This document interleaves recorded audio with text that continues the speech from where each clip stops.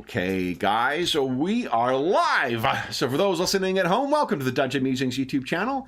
My name is Kevin Madison, and I'll be your friendly lore keeper today, because today we are carrying on with our ongoing adventure playing, Free League's outstanding The One Ring RPG 2nd edition. Oh, and I forgot to change over our placeholder art here, guys, because we have, boom, new art taken from Moria itself. The supplement, not the location. I would not be so foolish as to brave the Black Chasm.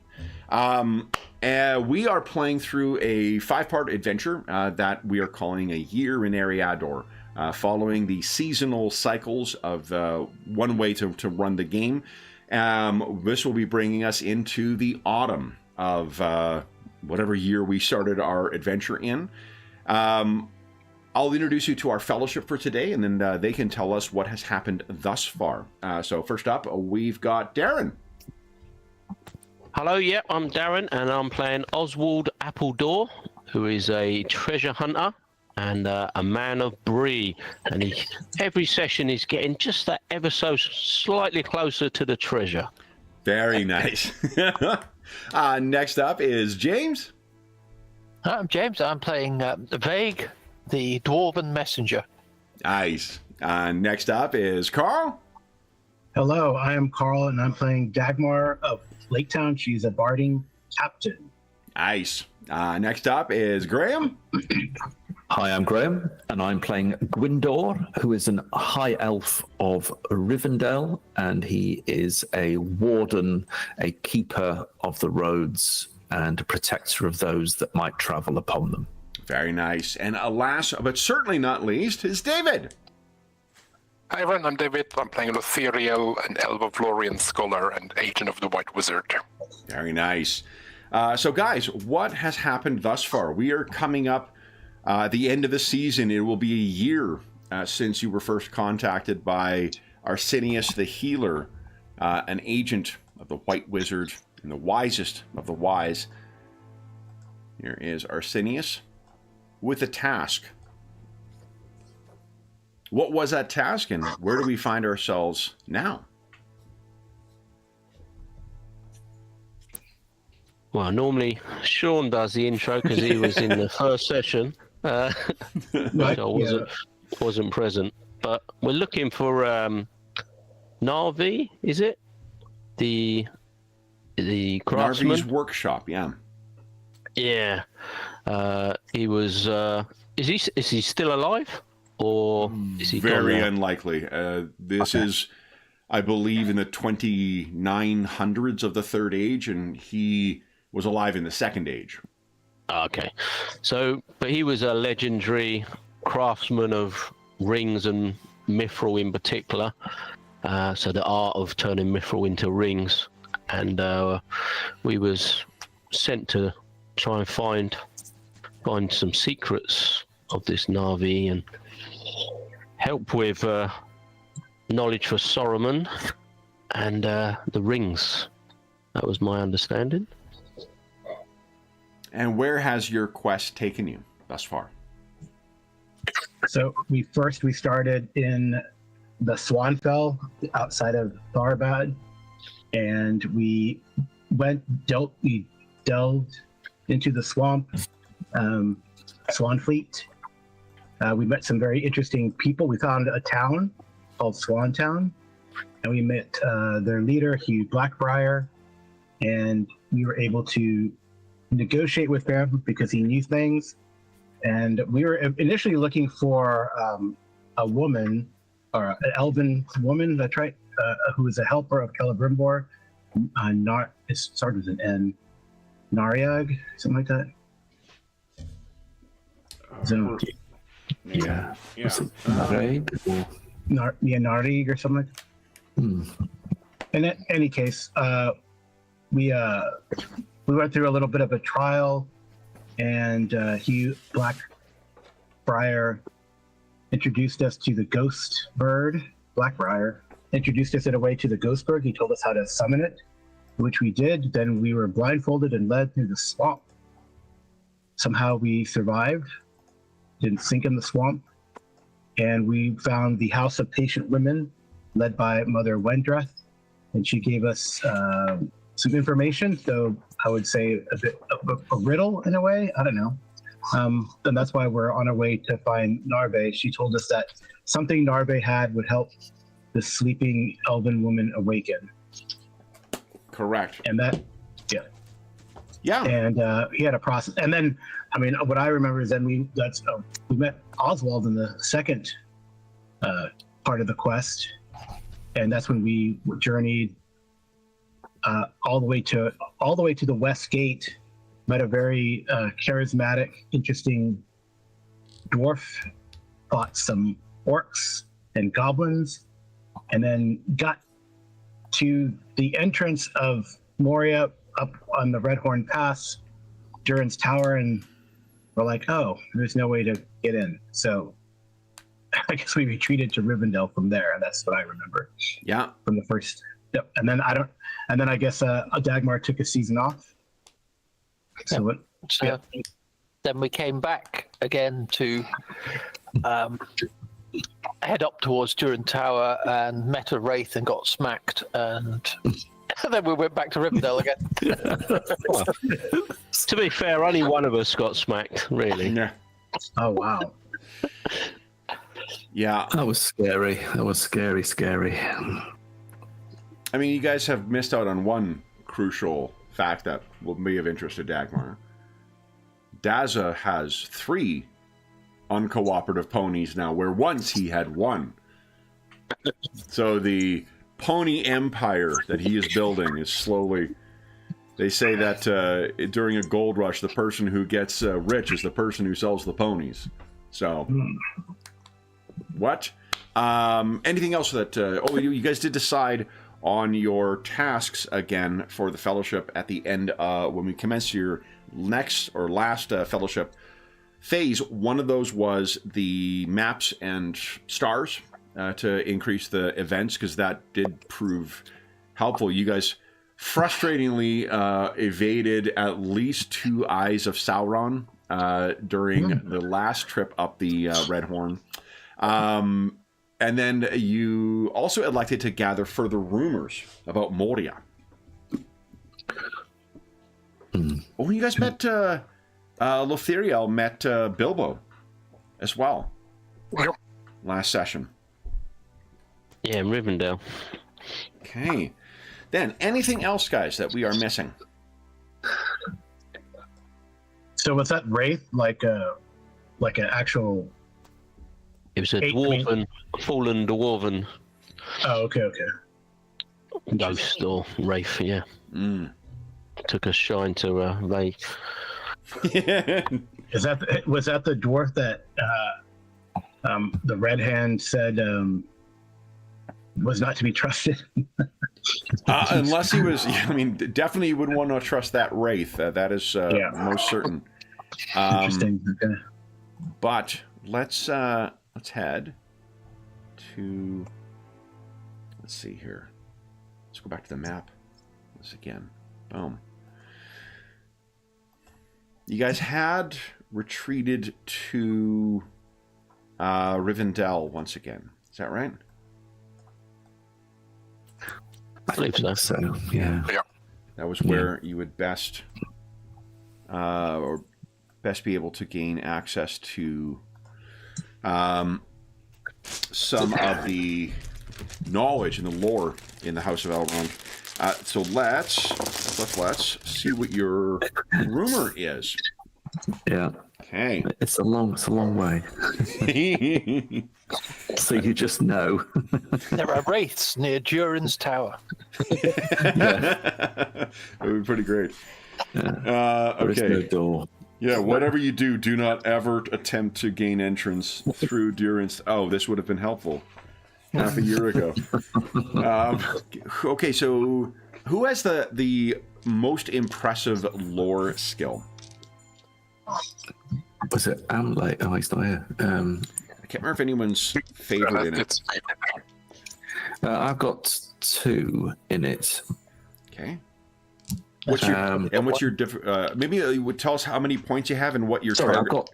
Yeah, so I've got three in it, and my target number is 12. That's going to be hard to beat. Anyone have better? No. It's not favored, but yeah. Okay. So let's see here. Oh ho. Okay.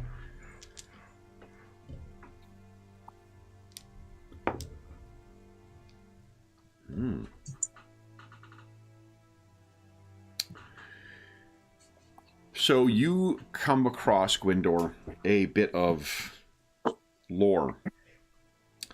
And it appears that one of the survivors of when let's get the name right here.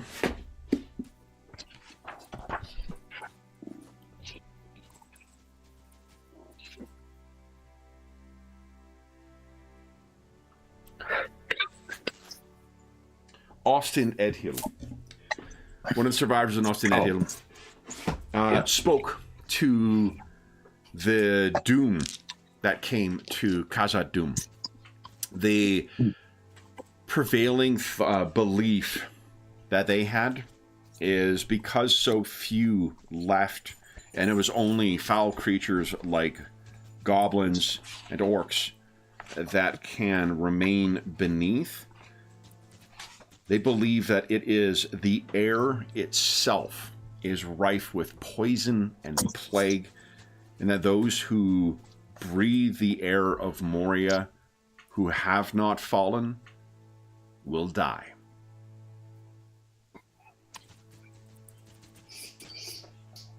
Sometimes you find things out that you really don't want to hear. Yeah. Then. Okay. All right. Shall we ask Saraban if he's got anything else we can be doing? Yeah, I mean, he doesn't seem to have a one-track mind with respect to rings at all. Definitely. So, of all patrons, that's absolutely one you can... Oh, my goodness. So then, unless there are any other preparations we need to do, I think we don't stand on ceremony, and everyone go ahead and pick your spot for what role you will play in the trip to come. I will. Oh, Carl, you missed us yesterday. When you are delving, that is when you actually there is no huntsman. Instead, there is a craftsman. You use crafting for delving. Ah. Okay. In Moria. All right. So that is. So we don't have a hunter, huh? Who has the ability to be our You hunter? can do some hunting. I have a 2 with the target number of 14 in strength. So that's what is better than what average. area is- Then you're better than me. I'll do the hunting. Okay.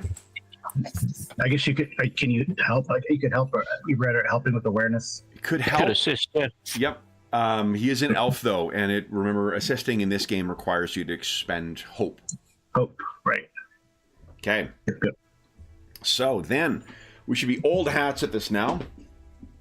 So let's start with Vague. Would you kindly give us your travel roll, please? Let's set Minus out. 1? Or do Minus just 1, straight? unfortunately. Yeah. It is a road well travelled.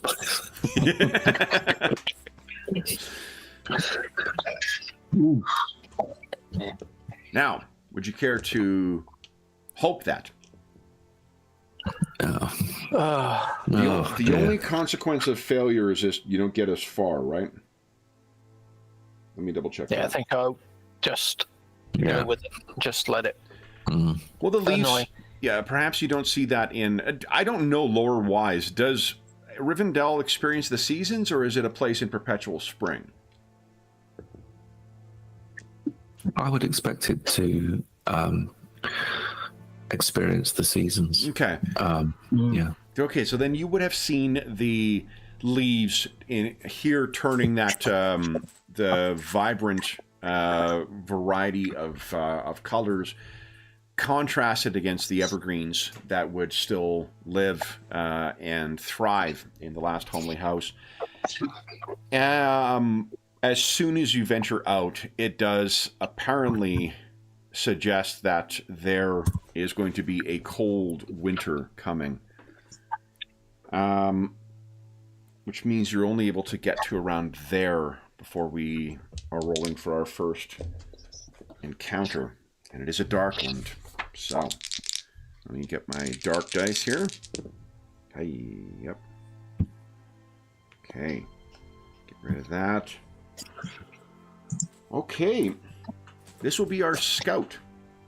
Oswald, would you kindly give us an explore check at -1, please? -1. There we go. Nice! Feat success. Excellent. So once again, Oswald, I'm not sure. I think you had the first one last time. The immediate feeling of despair that may have been hanging down. Everyone does get 2 fatigue for this. But Oswald, you shake off the despair that might come, though, with it. How do you do that? Well, as of last time, more stories of Rivendell. The fabulous welcoming that we got at Rivendell. The stories from the elves. The pleasantries. The food. It just keeps us going for our first start of our journey. On the healing arts of Lord Elrond as well. Vague, I imagine, had a chill in his hands that took weeks, if not months, to shake. But the arts of Lord Elrond were sufficient for the warmth to return to his hands before the weather turned cold. Vague, let's see if this has awakened you enough to find a faster route here. And I think you might be a little further south than...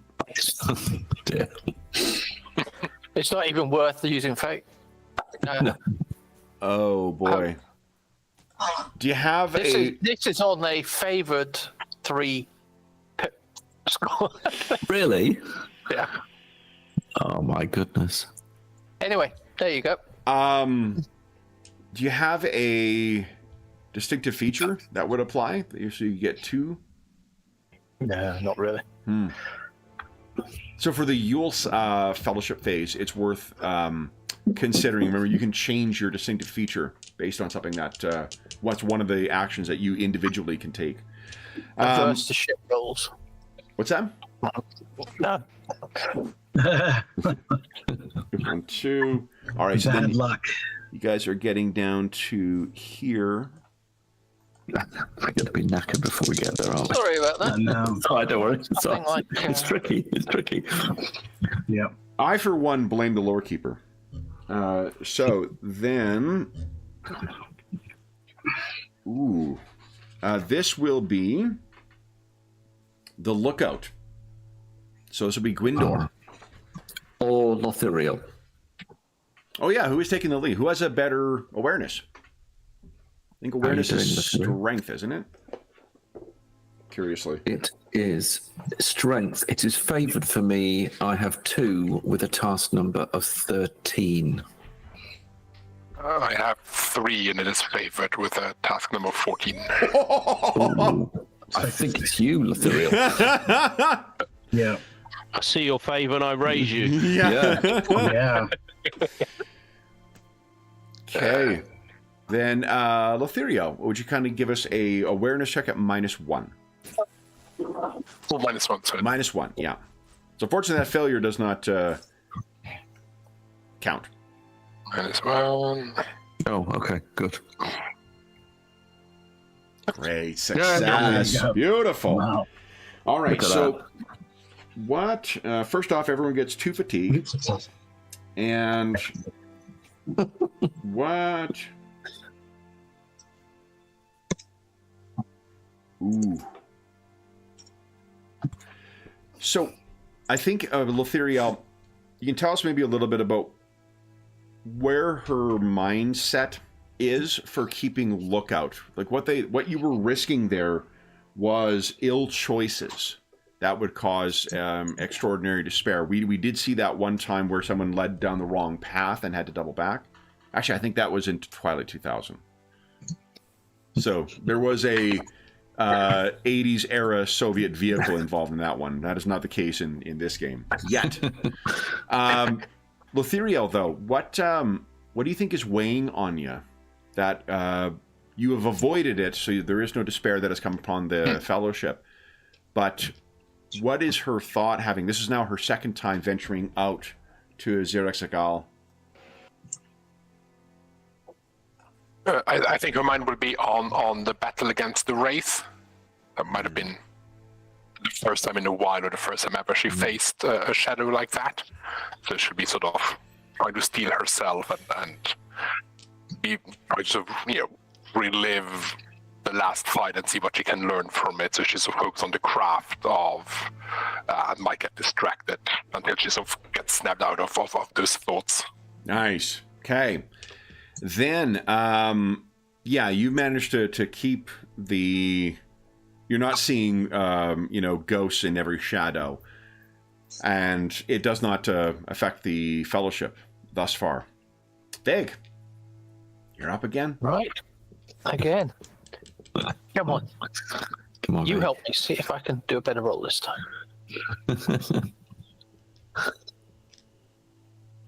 Yeah, it's -1. There you are. go. You did better. Well done. You did it better than So with a success, that brings you 3 further down. So that will put you to 3, just about there right now. So very close. And this will be... Ooh. And this is affecting the lookout once again. Lothariel, would you kindly give us a awareness check once again? And everyone gets 2 fatigue. With -1? With -1, please, yeah. I may have mentioned it before. That comes from the terrain you're traveling in. You guys are in the foothills of the Misty Mountains. So. And looks like that is a success. Excellent. So you're finding perhaps it was Gwindor who was leading last time, and you were finding that the task of navigating these foothills, you cannot help but feel how the looming presence of Caradras and the other hateful mountains that once, housed Khazad Dûm, how they made it seemingly to make you unwelcome to that region. It is seemingly very much like that too. As the cold grows and the chill increases in the wind coming down from the north along the western side, at your back pushing you forward, it feels like the terrain itself is changed from 3 months ago, from when you last made this trip. But you are keeping watch for this.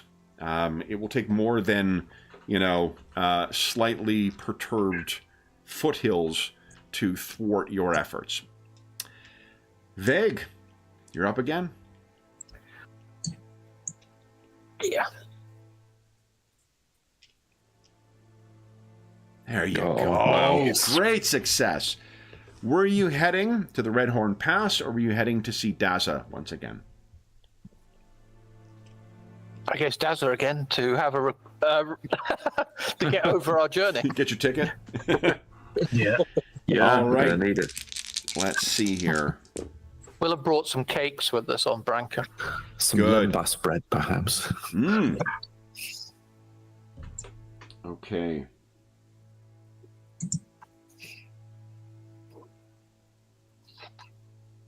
This will be... Oh, God. Look out once again. Lothariel. Busy. Yeah, Yeah. turning my keep. Oh.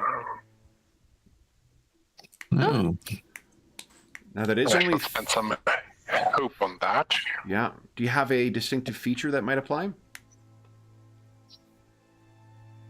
I don't think so. A fair, swift, and rhymes of lore, so I don't think that's chat? It's enough. Yeah, that's enough. Okay. So then, everyone gets 2 more fatigue as you arrive at Daza's camp. And once again, you are certain that certain topographical features have shifted, Letheriel. At least, it seems as if they have. Perhaps it's just that while the leaves still in their autumnal splendor still cling to the trees in Rivendell, they are stark and jagged fingers that seem to grasp out at the sky and at you, the slate-colored sky, as you make your way along. So perhaps that is just a more unkindly terrain than what you had passed through before. What is warm is the welcome that you receive from Daza. And Daza seems to have a staggering 7 ponies. Jeez. All grumpy, I assume. They do seem to have different saddles on them, at least the ones that are sitting in there, suggesting that you may not be the only fellowship that is checking their ponies in with Daza. Daza may have other plans, which either means there are others who are out on the slopes of Xerexagal trying to find a way in, or some others set out on foot, as you did, and did not return. So it's Red Dwarf and the 7 ponies. That is correct. I feel there's a story we could write. I watched this morning. I can't remember her last name is Eleanor something or other. She's a comedian who does the bit about Tolkien and C.S. Lewis having a conversation about what's in his stories, and C.S. Lewis explaining how there's like Father Christmas in the story with a fawn and whatnot, and Tolkien is like, you can't have that in there. And then at the end of the thing, he's like, wait, is this a Christian thing? And he's like, maybe. So was a long way of saying that you having Grimm's fairy tales in amongst the Tolkien stories may have him frowning. But who is not frowning is Daza. So he is grateful to see you all once again, and you are welcomed around his fire. So, what news have you for our one-handed dwarf? What news of Rivendell? It was a tough journey from Rivendell. Oh, indeed, but your colour's back, though. Fine. The weather... You're as white as snow coming down the slopes last time. Maybe it was the shadow, playing tricks with us. Oh, I think it was more than that, but you seem to have recovered, as I knew you would. Durin's folk are notoriously durable. Indeed. I still got my two elves, but I see you're growing your own. Oh, aye, indeed. We both have our own burdens to carry. Mine seem to be growing, while yours remain a manageable size. Hello, Gwyndor. Good to see you again. And to you, good sir. And the news that I have is when studying in the libraries of Rivendell, and you may be able to confirm this or deny, one of the survivors of Austin Edil spoke to the doom that came to Khazad-dûm, and because so few were left and only foul creatures could remain, it is believed that the air itself in those deep, dark tunnels is rife with poison, and those that still have not fallen to shadow could die by breathing the very air in that place. What say you to that, Daza? I mean no offence by this, Gwyndor, but did an elf write that? It did have a Sindarin script to it. The source, I cannot say. I must confess I speak very little of your tongue, so I don't know the word for tosh. But that's what that is. I shall make an addendum on my return to the library. Indeed. Such speculation. No. There's a doom that's come to this place, no doubt. But there's no foulness to the air beyond what strong charcoal can quell. Well, that's encouraging, Dazza. Oh, Very indeed. encouraging. Such things. Poisonous. Nonsense. Even the hounds agree. You got hounds and all? Aye. That's right, hounds. In these hills. Strays, I think. Not likely the last we'll hear of them. But... Is this a zoo or a commercial operation you're running here, Dazza? Oh, indeed, I am beset by beasties. I've told them. Then, what would it seems, Gwindor, you put no more stock in that story than what I would. Else you would not have travelled so far from your elf lord's home. No, we wish to confer with you, and we wish to press on, and if we can, find our way down and through Durin's tower. You know, I've heard some say that the elves don't properly counsel with the other wise, and reckon themselves only wise. But you, Gwindor, have demonstrated that you are willing to counsel with one more knowledgeable than you. I know that my folk of old learnt a great deal from your kind, particularly in crafting and in the ways of smithing, of iron, of metal, and of jewels. And, of course, of Mithril. And, of course, of Mithril. The talk of treasure has just completely derailed what he was attempting to do. So he just kind of like, oh, of course, yes. Come, Gwindor. He's the flattery is apparently, butter on bread for him. So he is, come. We have, what's that you've brought with you, Vig? You seem quite heavily laden. You intend to build a sled now? Well, we knew we were going to need some rest when we got here, so we brought some cakes. We got some bread that Gwindor insisted on bringing. And I brought myself a wee gift for you. It's a bottle of iron brew. Iron brew? Cool. We'll catch the Rangers game later, and it'll be just wonderful. It's made from Exactly. I hear they're playing Dundee. Then Should be a walkover then. yeah, really. It's not Queen of the, I went to Queen one. of the I can't remember which of the two teams it went to, but when I lived in Dundee, I went to one Dundee match, and I'm like, this feels cruel to them. Like, we should not make other people watch them go through this. I know. Then, how long would you guys? So the resting, Gwindor will be getting back for each prolonged rest, or each day that you guys rest here. Gwindor will be removing 2 fatigue, and everyone else will be removing 1 fatigue. And then I'm also going to roll, and let me be technically accurate. I'll roll my black Sauron dice. One of those for each day that you're here, and if it comes up on a 6, there will be an event. Cool. Do we make a travel roll as well? Yes, you Arriving? do. Sorry. Yes, absolutely. Give us a travel roll, please. On a success, remove 1 fatigue, and then look at that, Veg. Holy shit, you were saving it. Between that and your Oswald, holy hell. Oh, not me. That's okay. Dagmar's a little tired. Mm-hmm.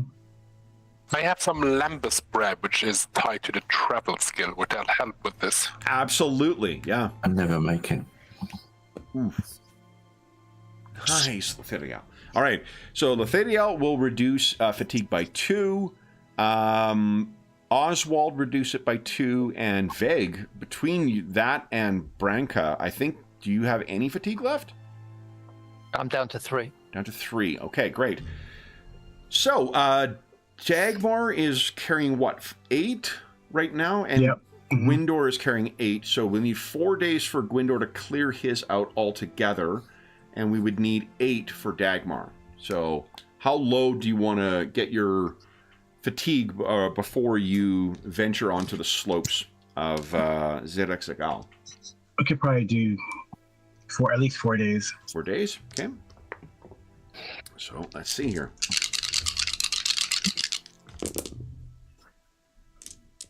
Sadly, they are an uneventful 4 days. So everyone can remove 4 fatigue. Just know that Daza has now grown comfortable enough with you to begin sharing camp songs from Dwarven Warriors. So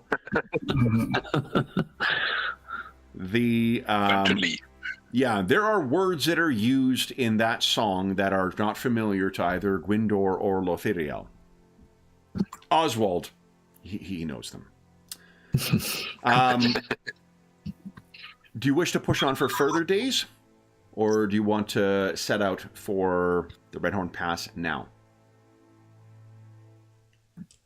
Dagmar's... I mean, you got a 24 endurance, so if you're carrying 4 fatigue...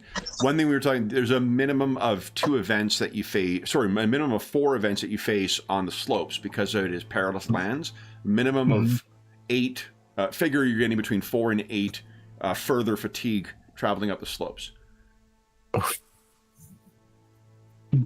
So do we rest further, or are you set out with 4 fatigue? Is everyone else? No one else has fatigue?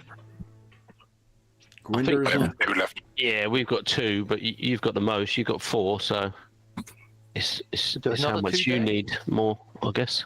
Another couple, maybe. Yeah. 2 more? Yeah. Okay.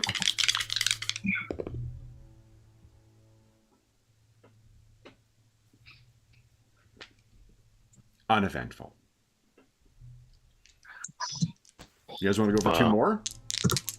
I think maybe push on before we run out of luck here. Yeah. All right, then we're setting up. So it'll be, well, it depends on how well Vague does on his roll. Vague, would you once again? Right. I guess what do you say to Branka, leaving him behind with all his now 7 friends?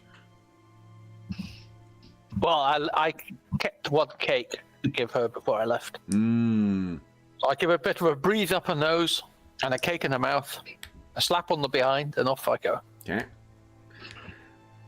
Then, Daza, waving goodbye with his lame hand, sees you all set off. And Vague, why don't you give us a travel check, please? Let's do that. Come on. Oh! I'll use a hope to try and get it, Cap. Well done. Well done. Sucks. Oh, my brother. All right. Now, from his camp at the West Gate, it is... well, here's the upside. The first event does not occur until you get into the perilous zone. So, let's see. It's just the Darklands. Let's see who is affected.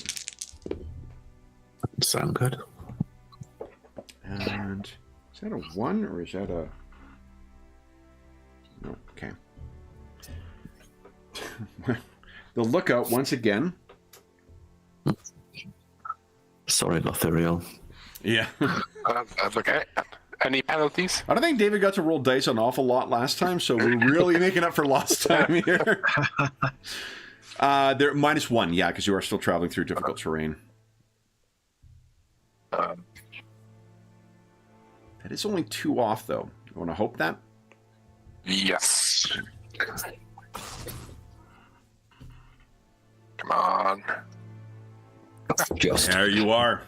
Wow. Brings it over the finish line, which is good because it would have been ill choices once again. It seems once again, Lothiriel, everyone gains 2 fatigue, by the by.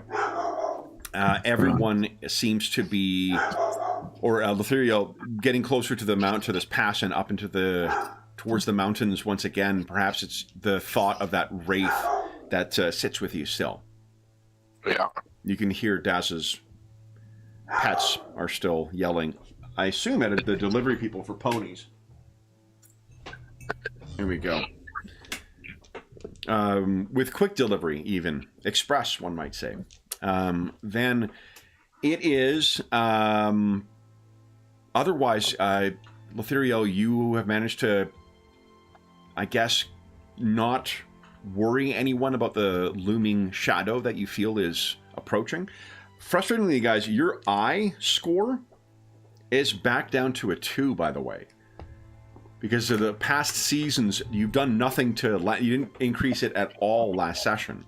So the eye is down to a 2 once again.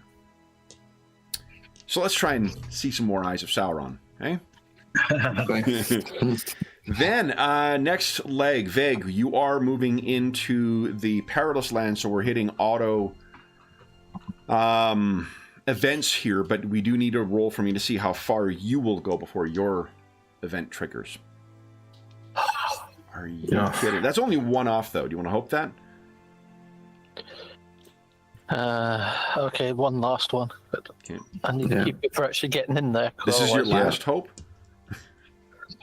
I'm not going to use any more after this, because otherwise we'll go in with no hope into the... Yeah.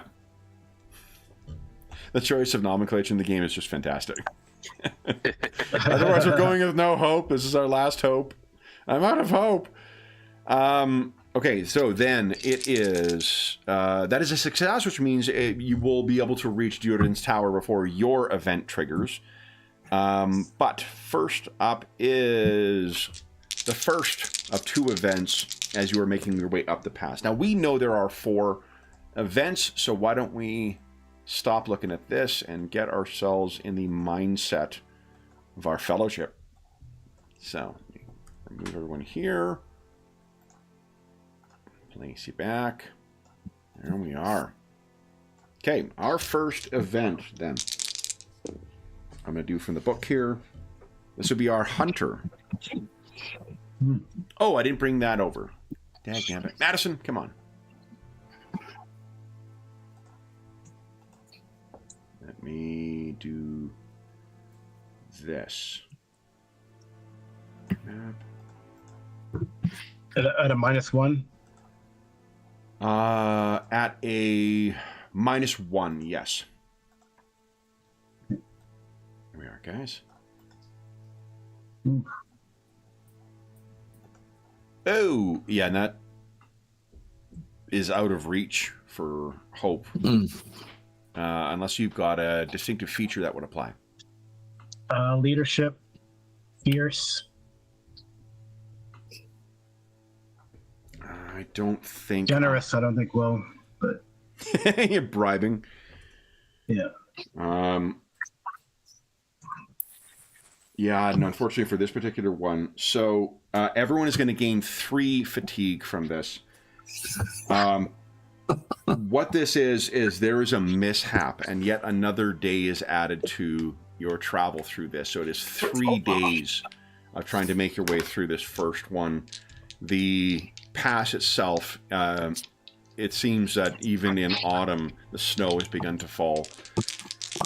And you find yourself struggling to make headway up towards Durin's Tower. The second event is actually going to come from Justified Purchase here. There we go. I don't even have the, Realm of the Three Rings book in print yet, and we justified that purchase because Lothariel is made using the rules for Elves of Lorien. Yeah, so... justifying a bunch here. Now, is this the right... Yes. So once we've done this, we can head back to Dazra and recuperate again. Okay. That's all we do. That's all we do. We must make for the Gap of Rohan. Then... It seems like, yeah.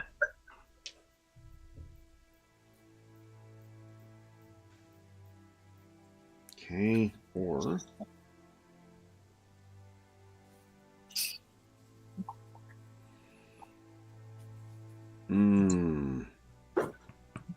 Our scout.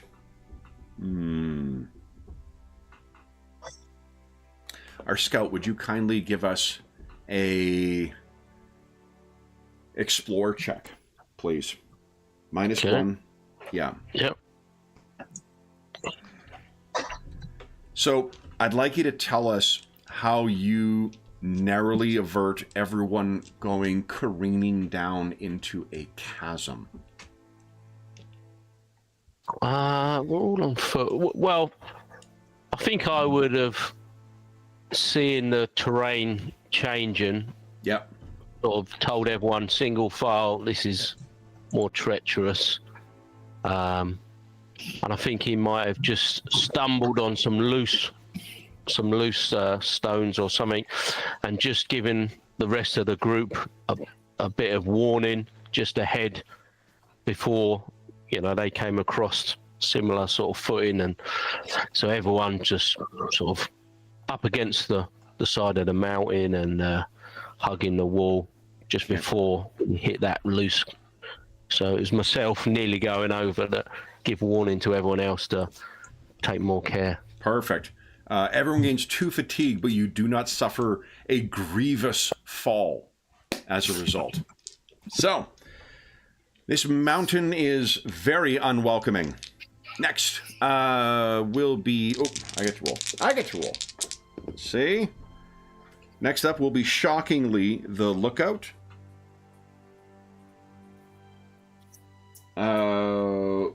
Lothario, would you kindly give us another Lookout check? This feels like the mountain is even less welcoming than before. And you succeed. No despair, though. How is it that Lothario keeps everyone from succumbing to despair? I think she will regale them with a tale of the woods of Lorien and the splendor and the grace of the sort of sunlight dappling through the trees, and sort of banish these dark shadows with the light of Lorien that still shines in this world. Okay, then that seems to hearten you all, so you all take 2 fatigue. You do not suffer any further shadow in our final event before you reach the top. Okay. Let's see. Why did I put that away? Here we go. All right.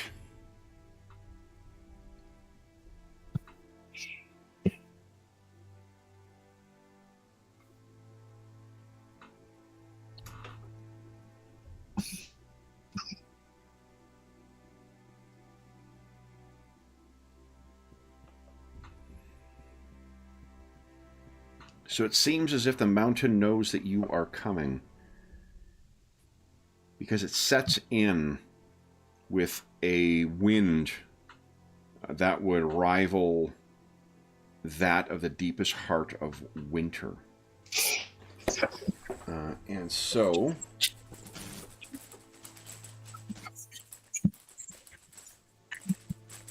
let's see...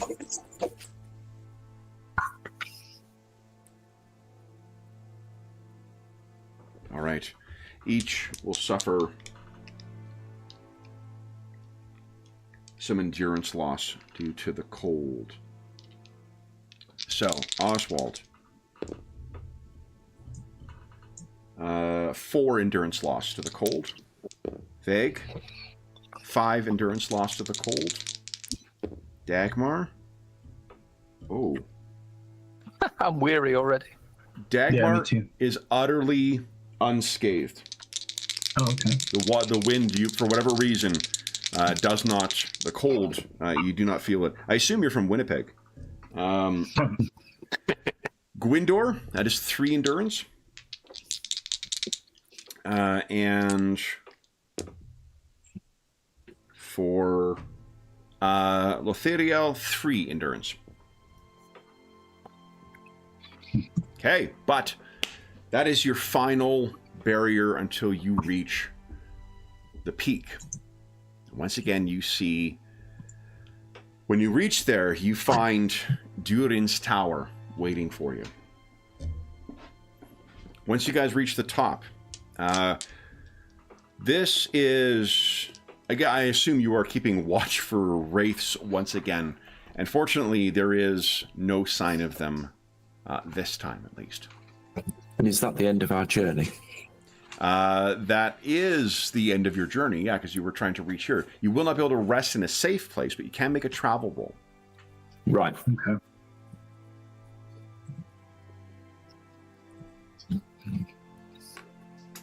There it is. All right. No, I never made them. Okay.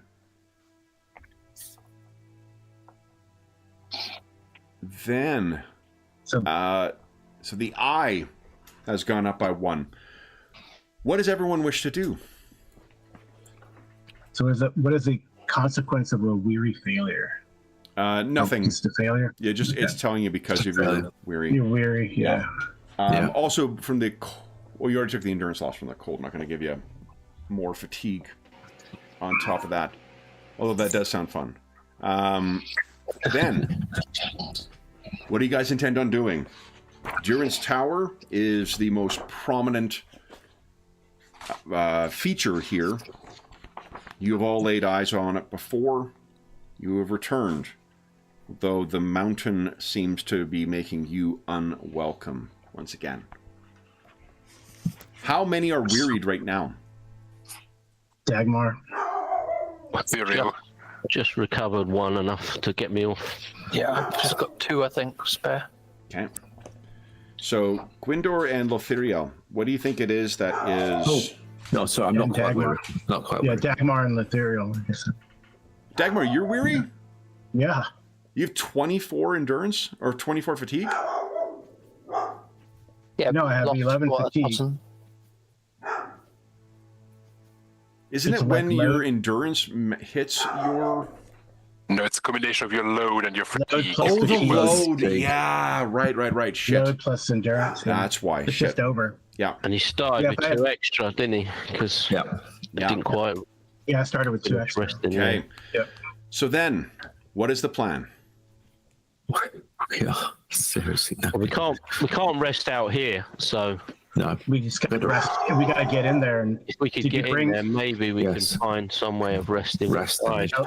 at least poison shelter. shadowed towers. Okay. Yeah. Rest in there. So do we bring stuff to climb up there this time? Yeah, it's just who's good at climbing is the challenge. Well, it was going to be Lothiriel, I think, who was going to climb, but she's weary, so... Hmm. So, what is the plan? What is it? Athletics? Is it for climbing? It is. Yeah.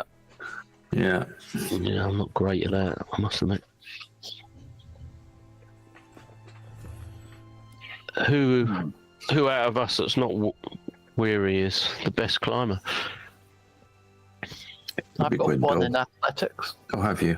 Yeah. Yeah, I'm 1, but I'm on 16. 1 on 12. I'm 2 on 13. That's not bad. And I'm not yet Not bad. weary. That's not bad, yeah. You're probably the best bet. Maybe. I think I am. It surprises me, but I shall try and climb Durin's Tower with ropes and things to provide support for others. Okay. Can I? I mean, if someone Is could it- help, I don't know. Can you great. help if you're weary? Because I have leadership that could be a distinctive feature. I'd still help. I know with think. gear you're supposed So- to use it yourself, but just can I share right. my...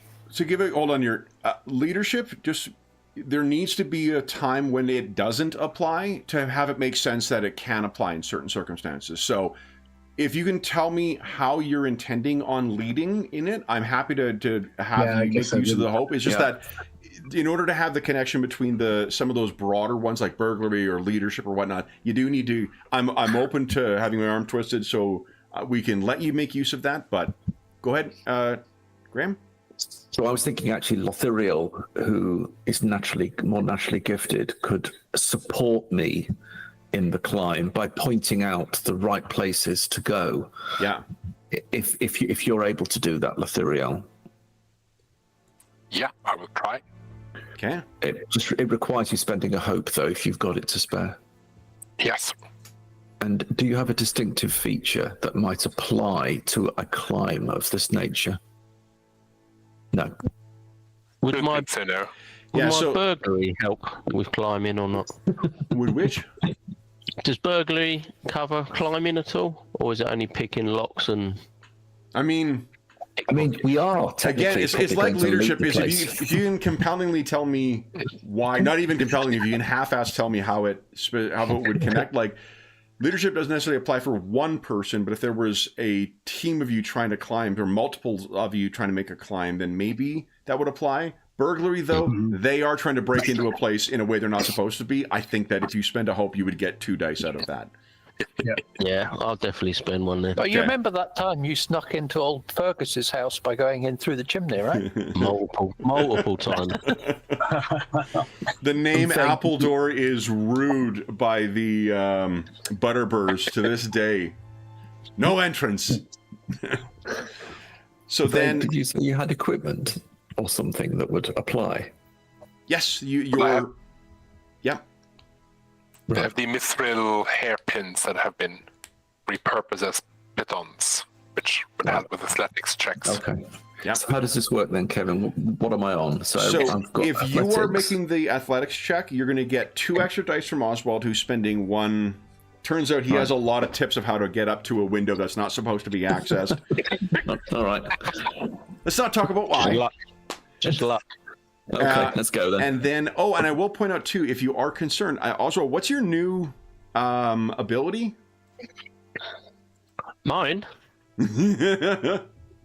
is desperate courage. So I can take shadow to give like a favoured hope instead. So I can take 2 dice in. So I can always make it favoured if I take the shadow. Yeah. Doesn't it give like a magical success as well? No, it just makes it a favoured hope. Oh, I see. Okay. Yeah. I would never ask that of you. Anyone. Okay, let's make this roll and let's see what we get. Okay. Hey, you guys have a ranger at tomorrow's session too. 2 rangers, in Okay, fact. that's... Wow. All right, Gwyndor. Hell yes. Gwyndor is up. So here is the thing that you're going to get. For 1, Gwyndor. Oh, you're already at maximum hope, so we don't get that back. What you do get is, it's something that's not in the core book, but in some of the adventures, they give interesting ways of like achievements that would give you hope back, or I things. see. Yeah. So they give some. Yeah. It's not, the line is not so sprawling yet where I can lose track of like learning stuff from the adventures of like, oh, that's a great idea for implementing the rule. So Gwyndor, you are, tell us what it's like to be this far up and taking advice from a Breelander. Those are 2 separate feelings, I imagine. Okay. So first of all, being here, it's I feel like I'm on top of the world. And as I look across Eriador, I can almost look either way, and I can see both Eriador. And if I look very carefully, off far to the east, I see a great forest. But around me, swirling in the high winds, the cold high winds, I can hear whispering. Whispering, guttural whispering, in a tongue that I may know of but would never speak. Yeah. I think you recall now that it's some of the things you had read about this, that, or perhaps that Amlath had told you at some point, that it's said that all becomes clear from the top of Durin's tower. That's right. That's the wish. Yeah. And it is there, as you were climbing up, Of course. that you first see, do you remember the spectral form that tried to lead you off into open air? One of those passes within eyesight as you are getting very close to the top. Right. I will take Oswald, and so taking Oswald's guidance. At the end of the day, you have to be practical about things, and he really does seem to know what he's doing. So we're here, and we're probably only here because he has helped. Wow. Oh no. No. So, let me bring our party over here. Oops, I just brought our travel. We got the right thing here. Oops. Where... You guys are all in a row right here. Perfect. So those of you on the ground, anyone who's got a distinctive feature that would involve like keen eyes or anything like that, you would see that there are two creatures, shades, that are swirling around the tower near the top. Now, here's what your great success gives you, Gwindor. You have purchase on here that you will not suffer penalties for fighting on here. Okay. This is the, you know, Legolas surfing down a shield by the second film kind of circumstance. Which is to say something that took me completely out of the film, but you will gain the mechanical benefit for this. Okay. Yeah. Okay, so then let me find something for here. Spirits of Wind and Hate. Oh my goodness.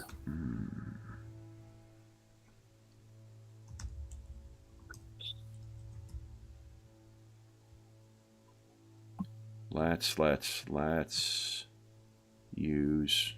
Ooh.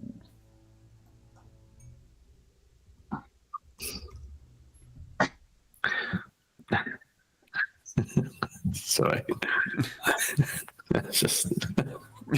Gotcha. Yeah. It's just. We're never going to get into this. Well, it turns out your lore keeper may have given you like the most challenging way to get into. I think so. All right.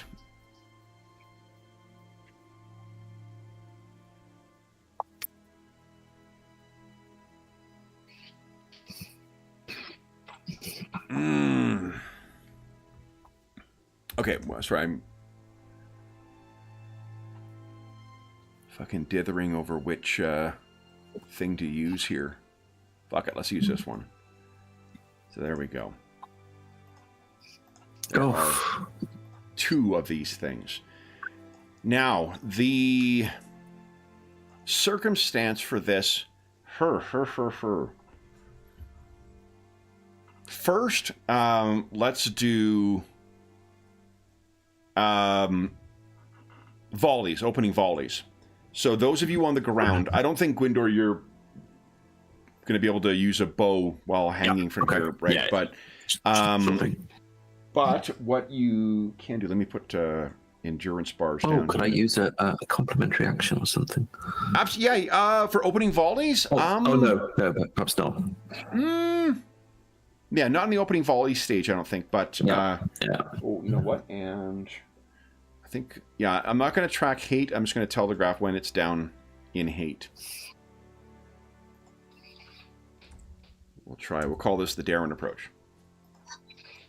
Here we go. So, those of you on the ground, please feel free to make a shot. These have a parry of 0. So, let's go down on the ground for a moment. The snow is accumulated around you. There's this abandoned, low, dwarven, almost village that was built around the tower itself. Gwindor is up near the entrance to Durin's tower, and then you can see these two things beginning to form. What would you like to do? Let's fire some shots off. Okay. Yeah. I try and call to concentrate on one of them, like concentrate on the left one, or whichever. You know what? I'll give you 2 opening volleys, I think, because you're seeing this thing. They're probably going to try and terrorize Gwindor before they actually attack. So you can make 2 shots each at 0 parry. Well, I think a spear can only be 1, right? Yeah. Otherwise, you'd have to go and collect it. Yeah. Okay. Oh, I'm trying to find in here. I actually don't know how flying adversaries work. With us being of Aruman, yep. is ore one of his things that he gives us? Ooh, Yes. good. I think so. It Yeah. is. It is. Yeah. Right. So you can get a try magical something. success by spending 1 fellowship. Yeah. Oh yeah, and you guys have six right? fellowship points. Okay, I'm going to try something then. Awesome. What it's worth. Give me 1 second here, guys. I'm just trying to find. Reading Dragonbane last night got me confused about the special abilities. Will not be the first time I'm imposing one game's rules on another game.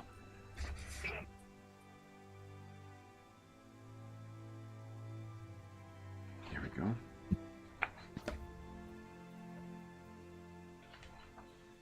Ah, here we go, here we go. Ooh. Guys, cave bats are amazing. I'm very sorry for the cave bats that are inevitably going to be coming up now. Okay, cool. So, Ghastly Wings, they can attack any player hero, including those in the rearward stance. So you still set your position or your stance, and that just sort of dictates when they get in if they choose to engage with you. And I'm not going to impose wind-like speed. They just don't have that. Okay. Who got some hits here? Look at Lothariel. What would you like to do with your great success? Gonna do the heavy blow. Heavy blow. Okay. What is your strength score? 4. Ooh, 8 points of damage. That's awesome. Let's see here. Here we go. All right. So you get 1. Oswald was a miss. That is only 1 off, though, Lothariel. Yeah, let's spend some hope. Okay. Okay, so Dagmar. Look at that, and a great success now too. Nice. Lothariel, you cause it to. Assuming you're doing heavy blow again. Yeah. It dissipates, and then. Let's see. Yeah, it reforms from hate. So that's 1 down already for hate. We're taking the second shot, was we? Yes, please. Yeah. And hold on, Dagmar is 5 off, so it's a bit off. If Yeah. No. Okay. Yeah, that's way off as well. Okay, and then Lothariel, you hit with your second shot. I've done my 2 shots, yeah. Yeah. Okay. Then, and I'm going to mark down here, this one has already started spending hate. Okay. Then, would everyone kindly pick their stance? And Gwindor, you're free to pick any stance other than rearward as well. Nice. Okay. You outnumber them, so normally you would pick who you would engage with, but because they can fly, they can choose who they're engaging with.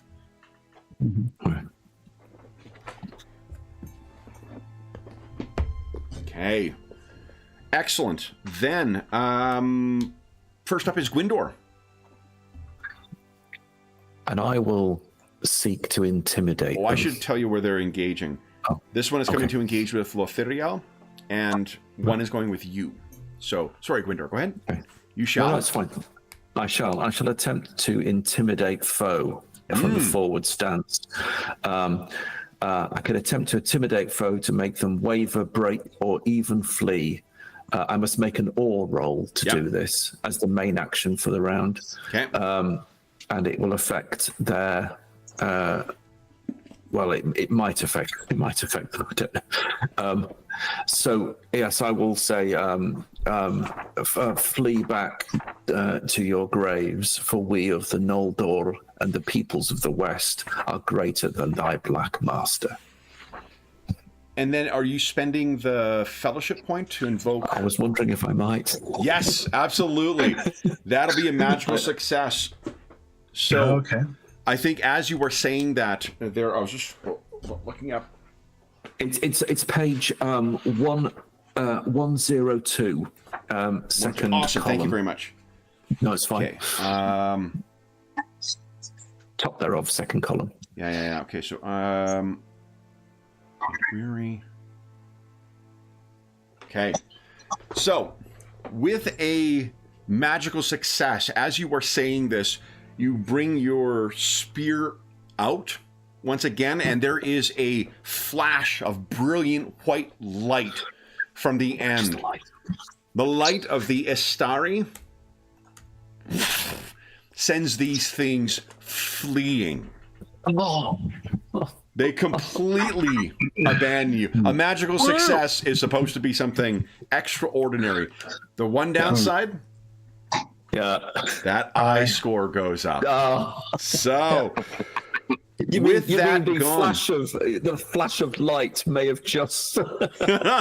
what I will also grant, everyone can remove 2 fatigue. Oh wow! A magical success is truly magical.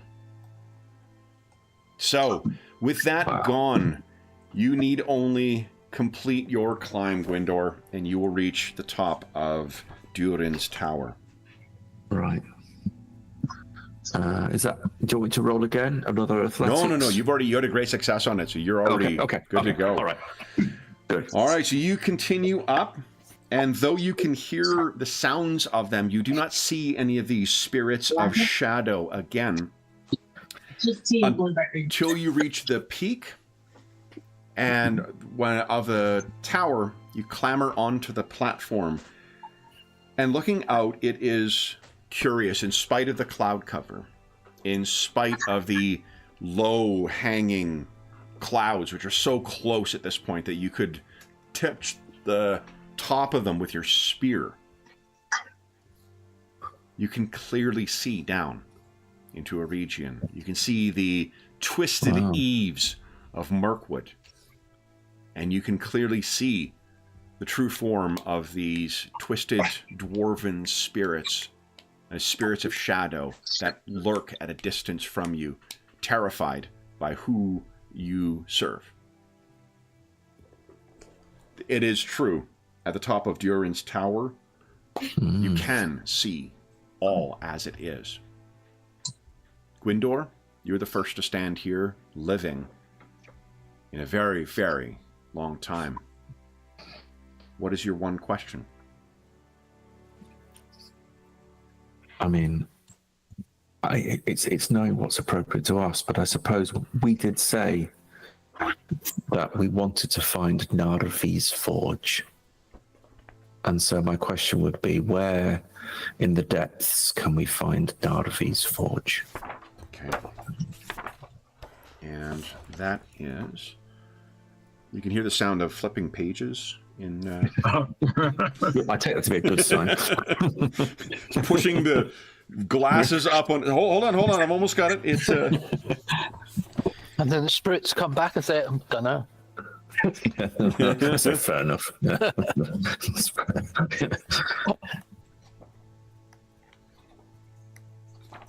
It is...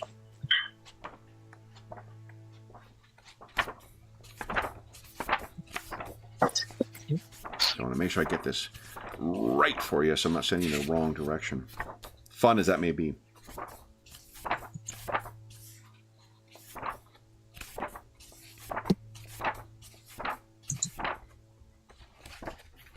I'm assuming it's not the Ledge of Woe that you want to go to? If that's where we have to. Contemplate this. On the Ledge of Contemplate this Woe. on the Ledge of Woe.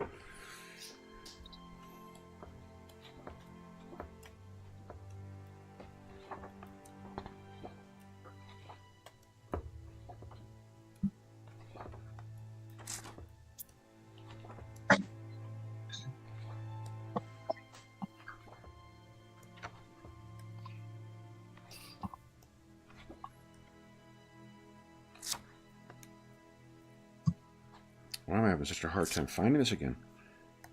Did I say Narvi's Forge? I meant...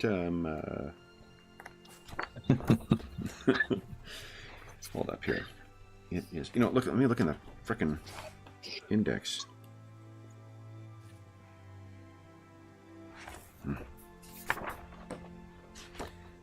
It is...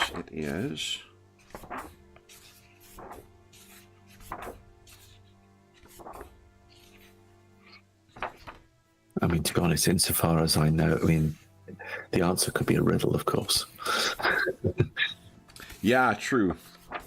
And I not that I know the halls of Moria or Khazad-dûm very well at all, but nevertheless, maybe it'll help us a little.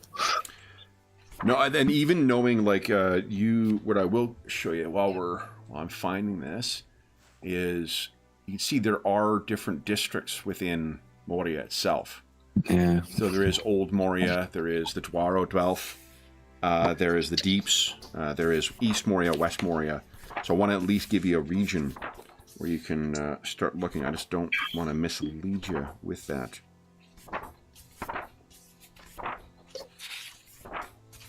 And it is...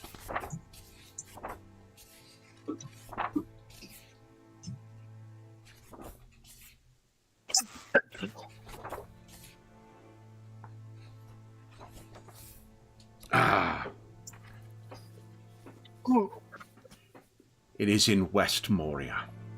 West Moria. Oh, by Durin's Gate. Yes. Oh. Find a bit of a better way of getting in. The Imperishable Hall near the Archives of Naihi, the Chamber of Narvi, and the Forge of Narvi lie. So it is a mere, let's see here, from the 20 miles? Stair. Oh. 20 miles of orcs, goblins, and dwellers in the deep. You need only pass through. You guys are going to feel that the Redhorn Pass is a cakewalk at the time. I say to my, I think I know the way. Hey. Now, within the Tower of Durin, there is no door here, but you do find the highest steps of the Endless Stair. And I want you to imagine, I think we've all at some point or another been near, like, you know, an open elevator shaft, or like look down in a very high staircase. I want you to picture and imagine the foulness that would come out and the wind that would come out for a stair that goes down for around 6 miles. That is what is seemingly coming up as you were staring down into the darkness, Gwindor. Yeah, I can't do it. It's my feet that go. They do, honestly. My feet just, I turn to jelly when I'm in this situation. I'm terrible with legs. Gwindor, however, Gwindor. Yeah. There's a bit on the Calgary Tower where you can stand and it's on glass and you can look down, right? And the only place my mind goes to is, because of the nature of my day job, is like, yeah, but what if? Like, I get that there's fucking thousands of people in here, but you know what? Like, I have read weirder fact patterns in lawsuits, so yeah. I'm not fucking standing on that thing. Yeah, I did something similar on the Grand Canyon. The friend I was with got very upset when I started jumping up and down on the glass next to them. So. Still friends, or? Okay, so then, Gwindor, no one else need make a roll if you wish to join Gwindor up and in Durin's Tower. This way, of course. This way. Up we go. Okay. Yep. And guys, we're in. We are not in here yet. Okay. Well, we are. I'm technically in here, but let me... this is not an appropriate depiction of the tower necessarily, but I think this will get us in the spirit of where you guys are now. Whoops, that's just more ghosts. Would it be appropriate? It might be possible, but it seems like the sort of place where we would take a breather, but maybe we can't here. I don't know. I think this place is... while, like, no doubt there's got to be a feeling of achievement having reached here and all of you being up and facing down, it is sort of a frying pan fire situation, right? Where the unpleasantness of this... Guys, look at this.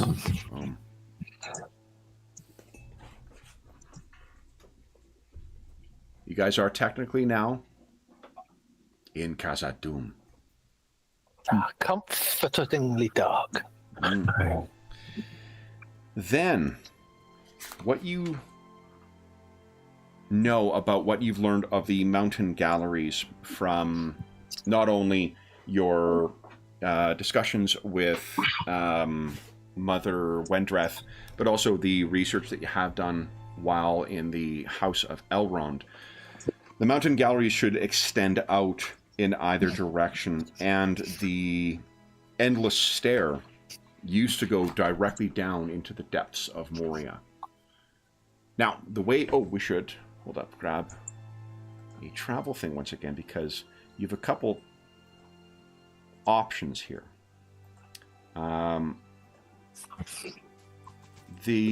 Like the other locations in One Ring 2nd Edition, there is a combination of like overland travel stuff that you can do, where you're doing not overland, but like long distance travel, where we're using the journeys mechanics. And there's also immediate locations where we're doing more place-to-place exploration. The place, Moria, is an interesting sort of middle ground where you sort of use a little bit of one and a little bit of the other. Because certain locations are just, there's going to be no map that you can have that would justify the extent and the expanse of this ancient, the most ancient dwarven city. So what we do is we roll randomly when things come up, but we also use the journey rules to govern how far you guys are planning on going. So now that you're all in here, you realize that at least in this place, there is no, where you are at the top of Durin's Tower, there is no respite. But perhaps there may be somewhere down in the depths of Moria. Anyone thinking of that last rumor that Gwyndor heard? About the foulness of the air down here? Rumors to keep treasure hunters away. Don't believe a word of it. So, what is your plan here? Do you want me to... You know what? I don't know if I gave a... Ooh. Yeah, I can't... You know, I'll do between now and next session. Maybe on the break, I'll quickly do this. I'll black out the guide on the Moria map, and I'll post that as a handout, so you guys can look at that thing, and just I'll conceal the... Actually, I can do that while we're talking. What's the plan here, guys? How is everyone feeling at this point? Well, a little better. Now that we're Let's get out of the wind and the cold. Still fairly fatigued, yeah. Travel a little bit we down know- this staircase, maybe. we know that the only way, there's only one direction to go, right? Down. Yeah. Until we find a chute that goes off of the staircase, I guess, at the different levels. I think slightly in awe of the history of the place, and Do we want to explore the galleries? I'm very excited to be in the famed Kazakh Doom. long has these stairs been lost. Many have said that it was never made save in legend, but others say that it was destroyed. And yet, here we are. So the elves reckoned it was destroyed. It's good dwarven architecture, this. It's stuck in the walls. Not your wooden things. Well, what comes down also comes up, I guess. I hear not the drums in the deep yet. Maybe we need to find, you say, go down, but if we can find a chamber off that we can maybe barricade. So let's talk about, let me just quickly load this. I'm going to have your map here for you guys. Bum, bum, bum, bum, bum, bum, bum, bum, bum.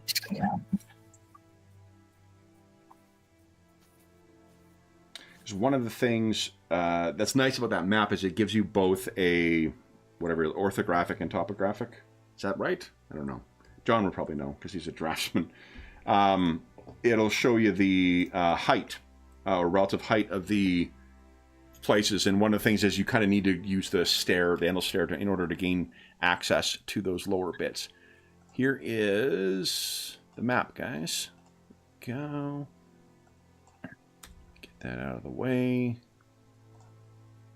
There we are. Boom. And go.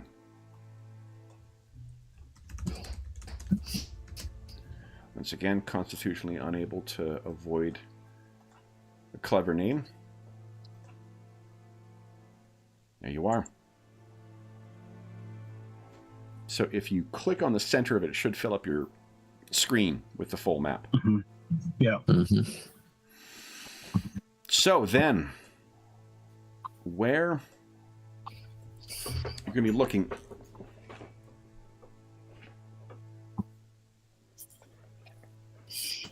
Why don't someone give us, or maybe the lookout, why don't you give us an awareness check, please?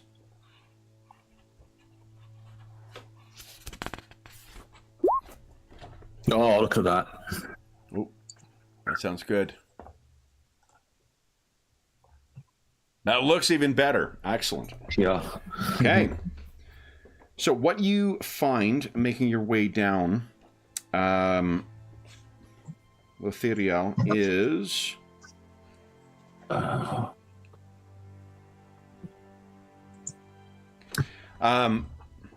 the endless stair is itself actually wider than what you might expect, so you need not travel in single file as you are winding your way down, but it is very quickly you can find that it does seem to lead up to its namesake, and as you are going down, you find that there are different areas and different tunnels that lead off from the main chamber, and it is not long before you realize that there's dozens of these even within the first hour of travel down the stair. You certainly could try and go off in either direction, and if you were snooping in them, it's about an hour down when Lothiriel, what you find is remnants of goblins or orcs having been here. Cast-offs from some meal or something that is unmistakably from one of those foul creatures. And not so long here as to be coated in cobwebs. It is, no doubt, something recent.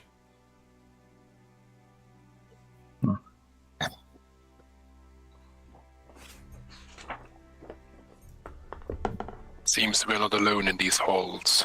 Best be on your guard.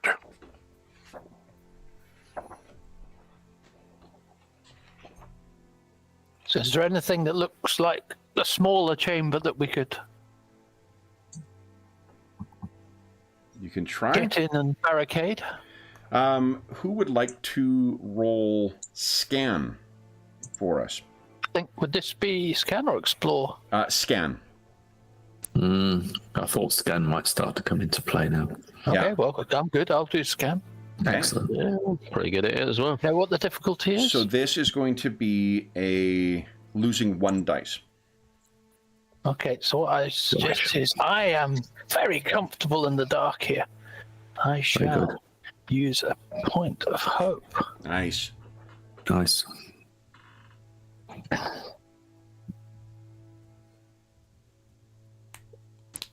Yes. Incredible. Okay. What does your does it just give you a bonus dice? Or It gives me 2 bonus. It means my hope becomes what do you call it? Inspired or whatever? Inspired always Okay. Oh, in the fantastic. dark. Excellent. All right. So you, with some careful looking around, what you actually find is, are you just looking for like a bolt hole or some place to try and safely and conceal a bit yourself? off the beaten, what I would guess would be the beaten track. Okay. All right. So yes, you, with now yourself in your fine environment, you managed to find a chamber, not unlike what we have in our illustration here, where there is enough of an area, a former Nothing here would be for people living necessarily, but you can see this would have been like audience chambers. And on the walls, let's see.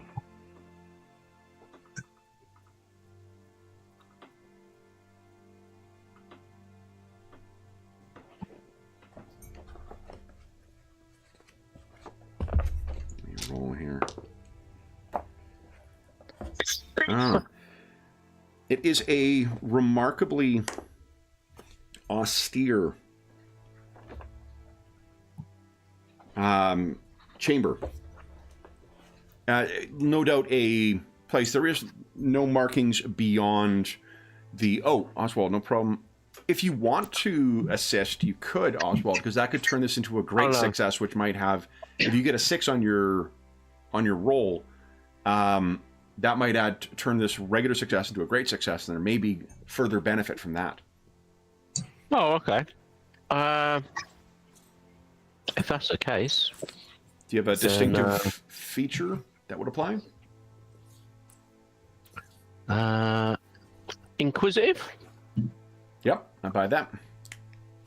So roll 2d6, please. Oh, look at that! So this is it's fantastic. Listen, David, still want to go? Okay. So what you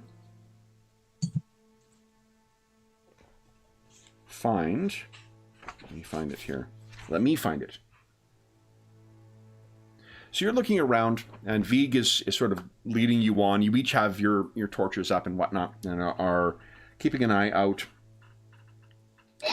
And there's something that perhaps about one of the chambers you passed through recently was flooded, and perhaps it is something that catches this little light in a strange way, and it appears as if there is almost like frozen...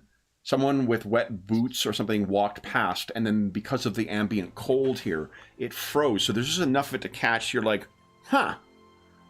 And you make your way over, and looking at Vig's boots and looking at these here, it seems as if there are frozen dwarf footprints that lead towards a wall. And you call at Vig, and... Vig, if you make your way back to what... Also, how would you have brought it to his attention? I think he'd be quite excited by the sight of like dwarf footprints instead of orcs and goblins. Hey, Vig, quickly, over here! He'd be, excited to show him quick. Dwarf footprints. So if you bring your torch over Vig and you look, I mean... He's not wrong, and it seems as if they are walking directly up to... It looks like a wall, but on closer inspection, this may be... And you stretch your hand forward and you touch something on the door, and the name Durin passes your lips, almost unprompted. And it opens. Oh. What you see within is shocking. At first, for seeing the frozen boot prints and then seeing what is within here, there are 4 figures seated, facing one another on stones. And at first you think, in spite of the utterly ludicrous notion, but it speaks to the accuracy of the likenesses captured by the dwarven craftsman who did this. It seems as if momentarily you see 4 lost dwarven kings facing one another in council. And it's only when your mind adjusts away from that impossible hope that you see this is some secret chamber. These are 4 statues carved. This appears to be a place of hope within an otherwise fallen place. The heart of Khazad-dûm may have grown cold and corrupted, but this place It is welcoming to dwarves of pure heart. Come on, fellows. Come here and get the comfort of a dwarven hidey hole. And it is only a momentary thing, and it is a very small place. But having spent now an hour and a half in this place and seeing how ruined and cast down everything is in here, stepping into this tiny chamber gives you just a inkling of what this grand place may have once been. There are briars set next to each of them that can be lit, and as is always the case with dwarves, they are experts with shadows being cast to be comforting and not sinister. And this place has not seen that fine architecture ruined by the sullied hands of orcs. With the door closed behind you, guys, this is a place you can rest. Oh, So, excellent roll. Because I was like, I don't know how I'm going to potentially get this, safe place into the thing, but once again, going to be in my tombstone. I'd rather be lucky than smart. So, now, you are limited in your food for now. So we'll say that you're able to stay here for, let's say, I'm assuming you brought, between the Lembas and other stuff, you probably have, like, I don't know, a week's worth of food that you can not worry about exhausting your supplies. So you could spend up to a week in here if you so chose. You could also use this as, take a rest and then use this as a staging ground for further expeditions. But what is the mood like among the Fellowship as you settle into this place? I think Oswald, that's just piqued his excitement. Like, I found a secret little stash. This is just the beginning. This is it. His fingers are starting to tingle, and he'll be searching around this room sort of slowly and carefully for any glints of gold. No one has suffered wounds thus far, so even with a short rest, everyone can recover endurance now that you're warm and inside, equal to your strength score. yeah. Is this a prolonged rest? Are we decided, or is it a short rest? You have completed a short rest for sure, and I'm wondering whether you guys are deciding on a prolonged rest for today, or you wish to. So you're one. Actually, yeah, Gwindor, you're able to reduce your fatigue by 1. 1. Yeah, for the short rest. Is it Dagmar that's got the worst fatigue still, I imagine? Oh, you're muted, Carl. So, Timo? Yep, I have 8. I had 9. If I get one for a short rest, I have 8. I mean, you don't get it for short rest. It's one of Gwindor's special cultural traits. Okay. Yeah, so if it's a short rest, yeah. Yeah. But we certainly want to take advantage of it, don't we? For at least 3 or 4 days, maybe. Yep. Okay. Get Dagmar back down to a sensible, at least. Oh, I see, yeah. And everybody else, obviously. But... So we're spending 4 days? 3 days? 3? Yeah, I mean, how much leeway does that give everyone? Well, it means we're down. We lose 3 fatigue. Yeah. Yeah, I'd have a fair bit of margin there. Possibly in my case 6, but. Well, let's start with 3. We could always start with 3 days. Back. Okay. 3 days. All right. I guess. Okay. That's 3 days of food. And does anyone mind if? Well, does Could we someone use want to fellowship take as some well? fellowship to get some hope back? Yeah. I think it's thematic here. Yeah. Hope after a crappy journey. Yeah. And I have good news for our dwarf. Veg. After your first night resting here, you are inspired on your next wisdom roll. and until you leave here for a week following. Now, it is only for one roll, but your next wisdom roll that you make will be inspired. Now, If Oswald, I use hope. if you use wisdom, yeah, so it's inspired, meaning you would get two Well, dice I for get one that hope. anyway. For right, okay. So then Oswald, well, I mean, but it's double inspired, so it would mean that if there's something that is making it oh no, that's favored and not favored, ignore me. Oswald, would you give us a scan check, please? And your inquisitive might apply here if you choose to spend hope. Yeah, so if I spend one hope, will that give me 2 dice? 2 extra dice, correct. Yep. Nice. So that. Just in the way you describe things. Oh, Nice. Wow. Okay, but no. no. Yeah, big numbers, but no. Yeah. Yeah. But that's all right. It's okay. Still good. I'll tell you one thing that you're confident of, Oswald. Oh, you know what? Yes, someone could spend hope and help him. If someone wants It to was roll fine. another Oh. dice, if you get a 6 on it, then that'll be great success. Because Oswald, looking at this place, like, you think there'd just be one entrance in here?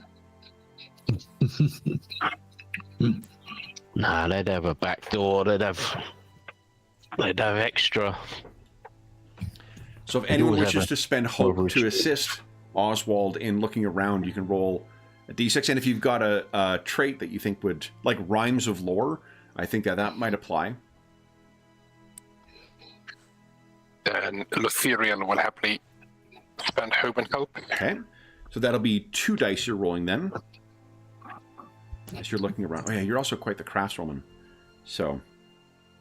Oh, so close.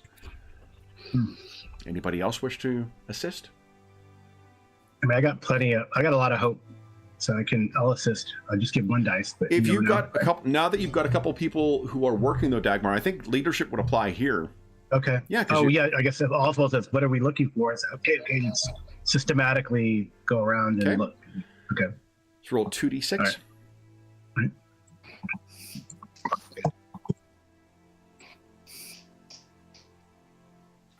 Nope. Oh, well, Okay. somewhere. Gwindor or Vig? This is Kevin fishing for the Lawmaster fishing for all our hope. I don't have a lot of hope with the problem, so Well, with that success, I can tell you that he is certain it's there. It's a matter of you need a Where? great success in order to find something. oh, I see. Yeah, this is not. There's something there. In which case, obviously, I will try to help. I'm keen-eyed, if that helps. Yep. Yep. I buy that. Oh, and I'm supposed to use this. Oh no, never mind. I'll just do this for now. I was going to use Sean's special trick. Slash R 2d6. Whoa. So it comes down to whether Vague is assisting in this. Is this useful if we find another way out? It better be. Yeah, what's wrong with the one way out we've got? Okay, I will get rid of her. No, that's hope gone again. Okay. So you would have to wait till another rest in order to try again. Oswald, you are confident that there's got to be a second way out of this place, which must lead somewhere else. Oh, he'd definitely want to find it, because this is a secret place. Mm-hmm. So it might be a better route down to where we want to go. Like, look at the level of craftsmanship and work that's gone into here. You think you would do it only as a separate bolt hole and it wouldn't be leading or accessible from somewhere else? Impossible. And yet, it escapes you for now. Yep. No one has any useful object that we've forgotten. Oswald, you don't have one, do you? That would apply to scan. No, I haven't got Oh, anything. actually, yes, I had one. What do you have? I do. I've got a windproof lantern. Shoot. Why don't you give us a D? I'm assuming you're going to lend that to Oswald. Give us a 1d6 more. Yep. One of these days. Just roll 1d6. Nope. Oof. Oh, well. So you are certain it is here. Yet you have not had it. Now, how many days did you say you were resting? 3. 3 Three. days. 3, sir. 3. Here we go. Okay. Will I spend some of my time on the other days? Spending hope No, or unfortunately, this role is sort of represents all of these days of you guys looking around every nook and cranny.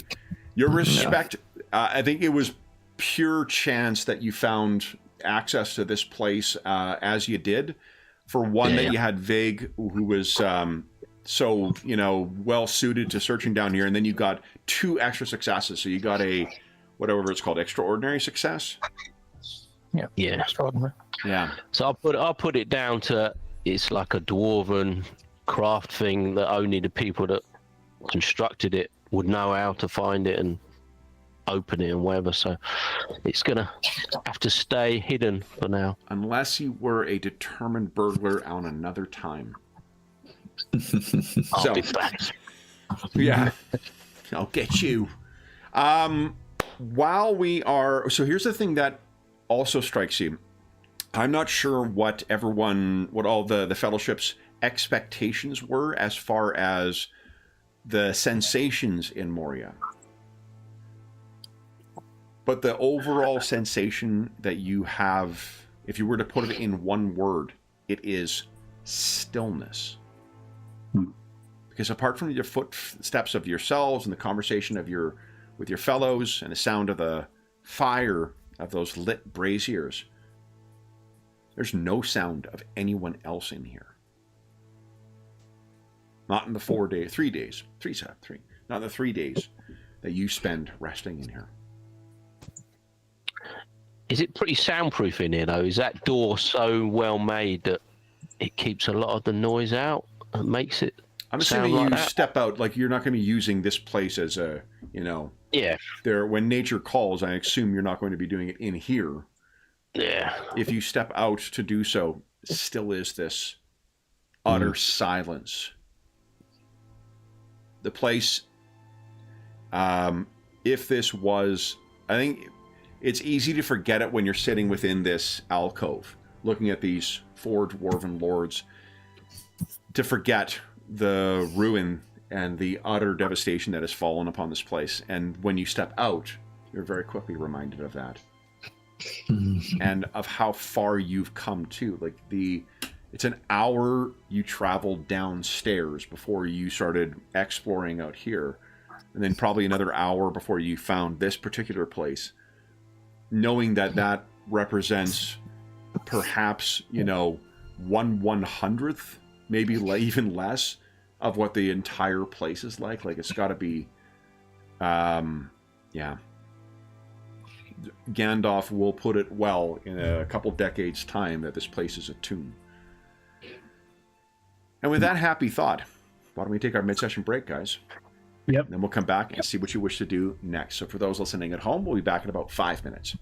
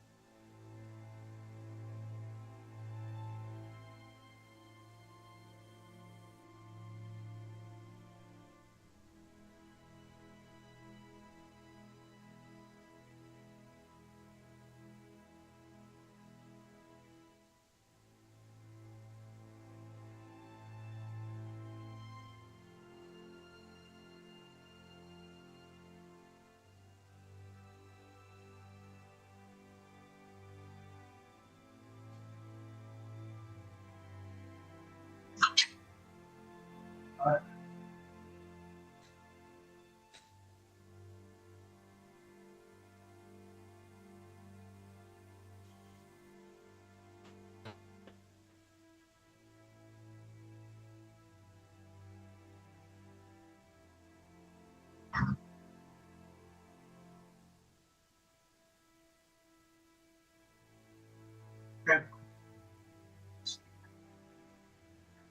Okay.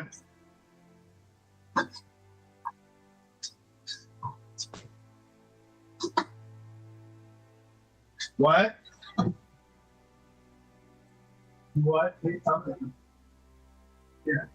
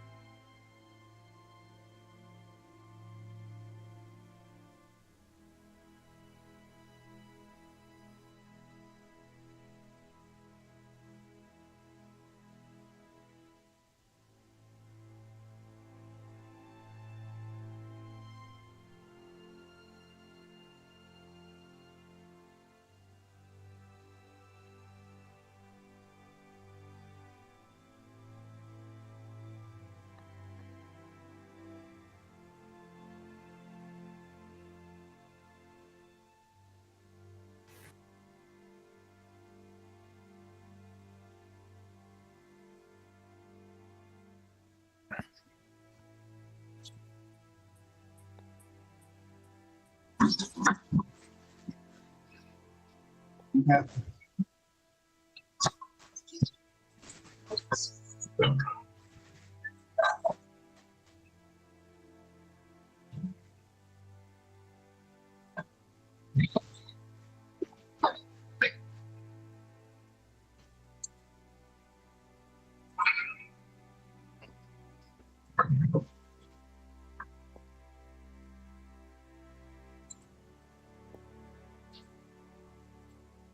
So Darren, you played the 5th edition version before, right? Well, this. Yeah. No, I don't think I have. My brother's played it. Oh, Adventures in Middle Earth. Yeah. I thought you played. He's got it, but no, I haven't played it. I don't think I've. What didn't you play? I thought he played. I was just going to ask if how the travel rules, if they implemented fatigue, exhaustion in The 5th edition. in the 5th edition, but he doesn't know. Oh, yeah. Yeah, I'm trying to remember. I don't think that they play a significant role in Uncharted Journeys, which is the updated version of the Adventures in Middle-earth rules. But the... yeah, I don't know. That's also before they changed the fatigue rules in 5th edition with the 2024 books, right? So... Oh, okay. Yeah. Brent, who some of you guys have played with, my Christmas present from him arrived today, and I got my T-shirt from my favorite band, James. But Darren, I thought you'd appreciate. It's a Christmas ornament of Hulk. That's awesome. And I have been playing a lot of Hulk in Marvel Rivals lately, so it's pretty neat. And it's got a little... I was going to say, I got some new figures for Marvel Crisis Protocol. Oh, awesome. There's some great figures. I'll have to put some pictures up of them. They're good. Neat. And I noticed, too, look at this little Christmas light comes on. That's neat. Thanks, Brent. I'm going to call him after the session. Okay, so then, with that light now out, let's return to the Black Chasm. So... Okay. What is the plan then, guys? Hi, sweetie. Janice is hi. Do you wish to travel further deep down into Moria? Do you wish to... so the travel now will... Where the huntsman once lay, now it will be a delver, and they will be using crafting. Okay. We've got to get to that. Is that the road? That long stretch that goes sort of across the middle? Let's bring this over Is that what that map says? Yeah, it's the Endless Way, whatever it's called. The Long road. straight road. Halfway down, sort of thing. Yeah. Mm. So yeah, to be down the endless stair into the Dwaro Delph, and then on the straight road towards West Moria. Sort of where that is on the bottom half. Yeah, Yeah, like the endless stair is right here, which is right there. So you'd be heading down here, and then maybe over, and then back, I guess, along the straight road. Ooh, I get to get the map out then. So yeah, I think that would be Oswald's suggestion to travel down to that part of the staircase. Where have I done with it? I've misplaced my map of Moria. Did you get the big cloth one? No, actually I didn't, because I wasn't running One Ring at the time. I skipped it altogether because I didn't do the Kickstarter.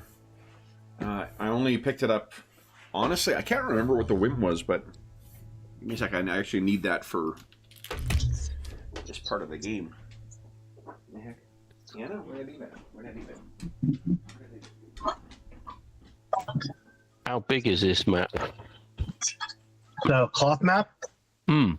I'll go get it.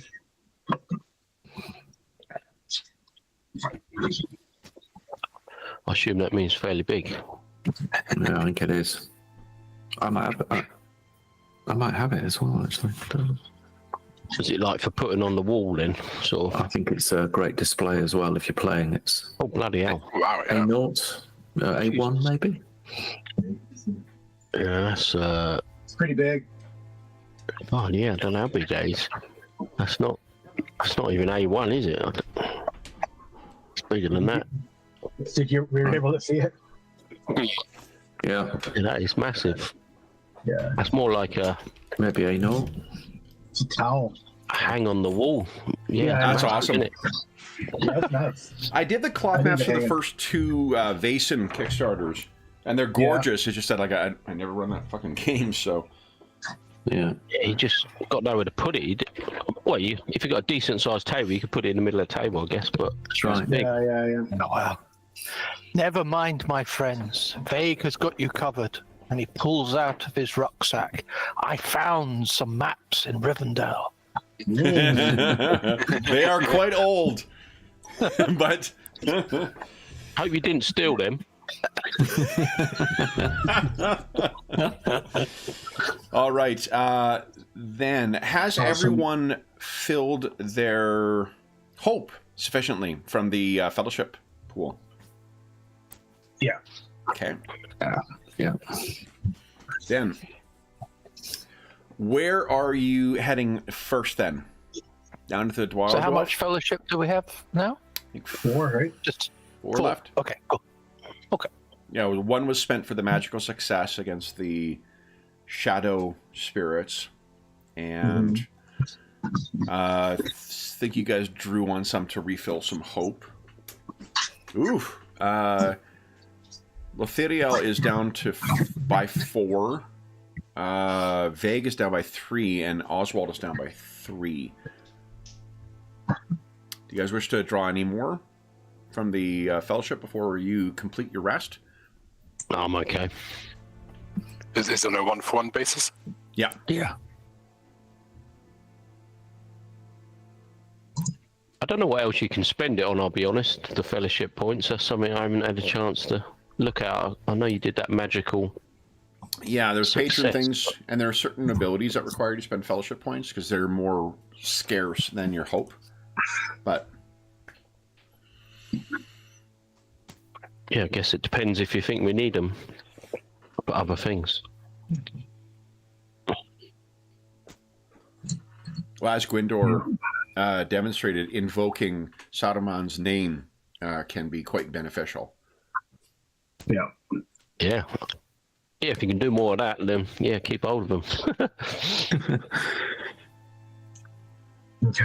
Okay, then where are you guys heading next? Then I think down, right? That was the Yep. Down the staircase. okay, down, and everyone. if Vague's map shows the way down to the long straight road, is that what it's called?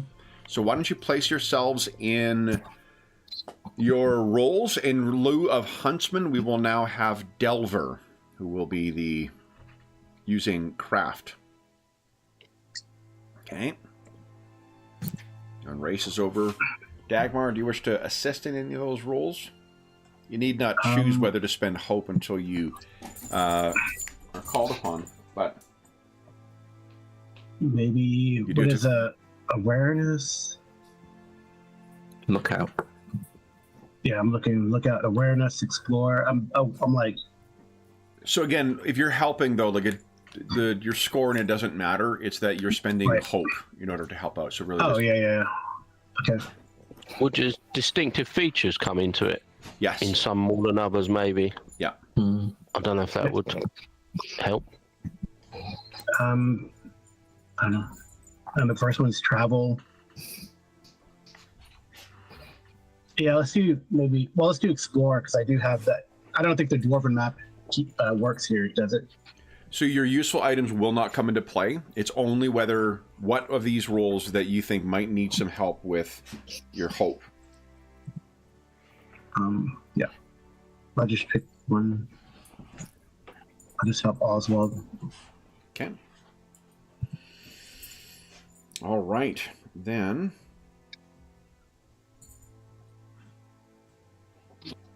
Alrighty.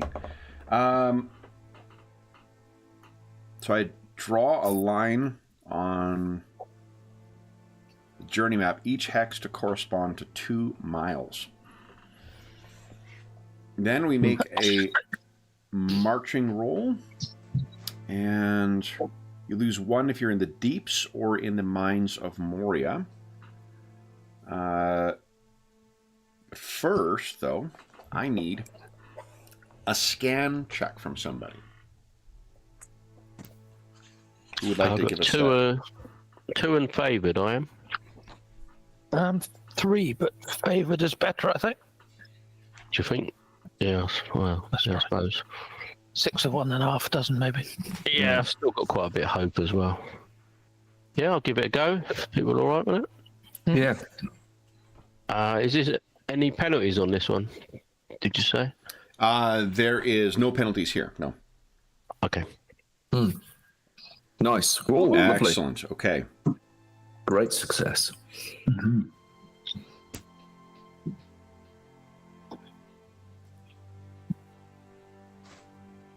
Sorry, I was just double checking something here. The maps are not as clear as I would like. Such is the way of the old halls. Of Yeah. the dwarves. Such is the way of these are lessons that we learned, in the days of the maps of Dragonlance and Ravenloft. 3/4 perspectives are not as clear as one would have liked. So what you find, and I do need to roll for an event, as you guys are traveling through the galleries, it is a matter of less than a day's journey when you find that the endless stair has seemingly collapsed. You cannot continue on in that direction. Oh. That's disappointing. It is. Wow. More disappointing is the 1 fatigue that everyone gains from that. And we'll roll on our events as you're traveling through the Black Pit. I was going to say, it's not the case that there's a gap that we could use a rope to climb down to where it continues or anything. No, it seems as if they intentionally... Yeah.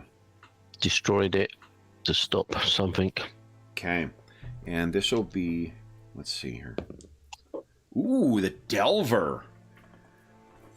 Delver, would you kindly give us... So it's just going to be David rolling for all these things. It'll be James rolls for marching, David rolls for every other thing. So would you kindly give us -1 crafting roll at... let me double check here.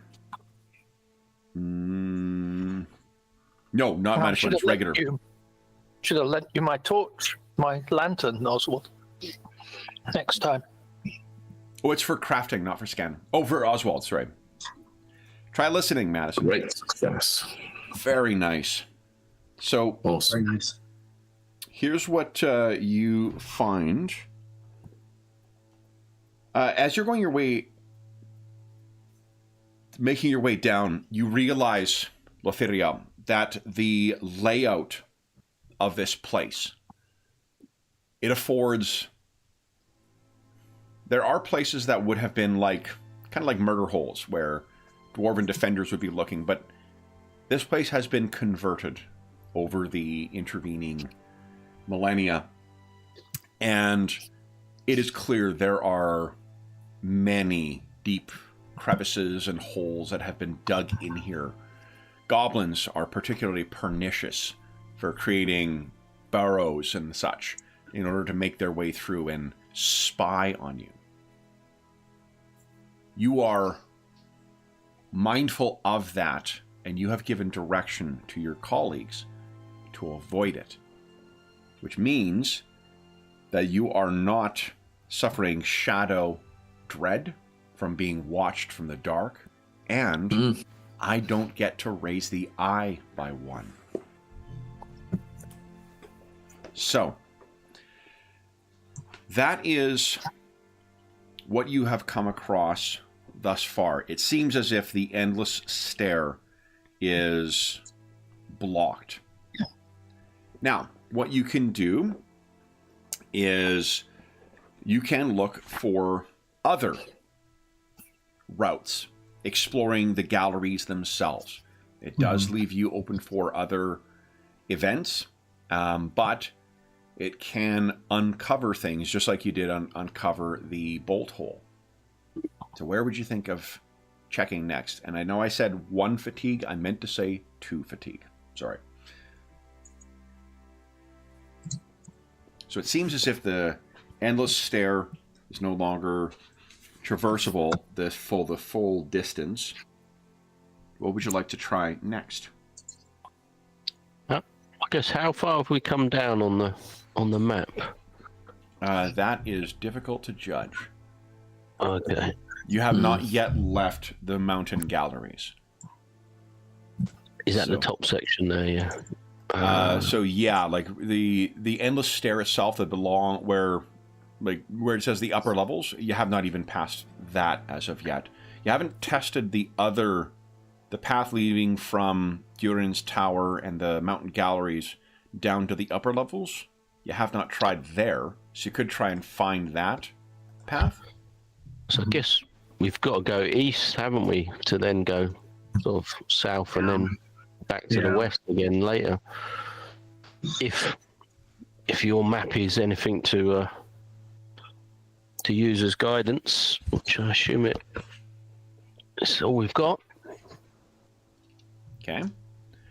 Then, if you would care to scan once again, Vig could lend you his lantern. Okay. So that gives me a bonus dice, does it? Correct.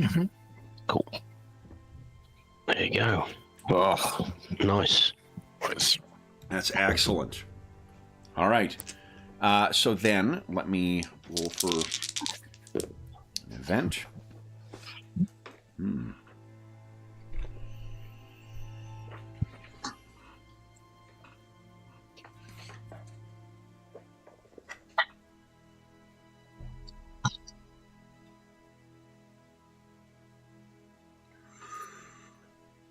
Okay. This is the Delver once again. The thing about Moria and traveling here, I use the name Moria now to speak to the black chasm that it is, not Khazad Dûm, which it was. Traveling the long dark like this is... it weighs on the spirit. And I'd like you to give us a crafting check, please. See if you might find ways to avoid that oppressive gloom and the recurring devastation you are finding day after day of traveling through the black. Would my fine tools help with this? I don't think so on its face. How would you think they might apply? I was just wondering if but yeah, for this one, if it's just finding ways of not being exposed to the dark, then less likely. So I'm happy for them not to apply. Okay. Like if you can, I didn't mean to be sound dismissive of it. Was if you had a way of connecting to it, I'm happy to hear that. But it's not obvious to me on its face how it is. Nice. All right. So the weight of this place, you guys have avoided 2 shadow thanks to this. And I don't mean cumulative. I mean this one instance would have been 2. However, you do gain 2 fatigue. 2. Yeah. After 2 further days of travel, you guys do reach the... Let's see here. Ooh, there is something very interesting that you come across. And that is, as you're approaching the way down to the upper levels, you pass what was the original entrance to the mountain galleries, a gatehouse that is now crumbled to ruin.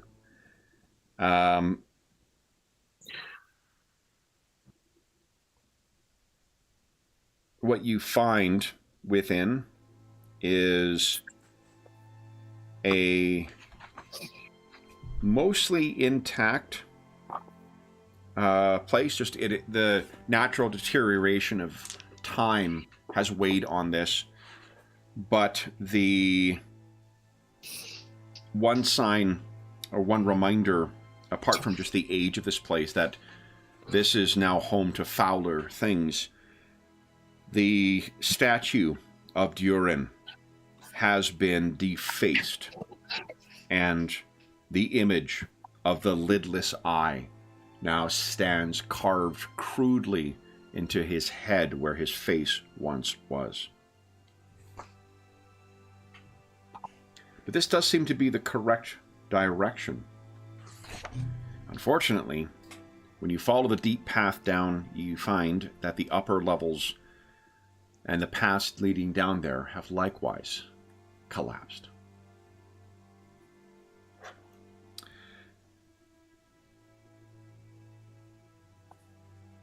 Anyone have anything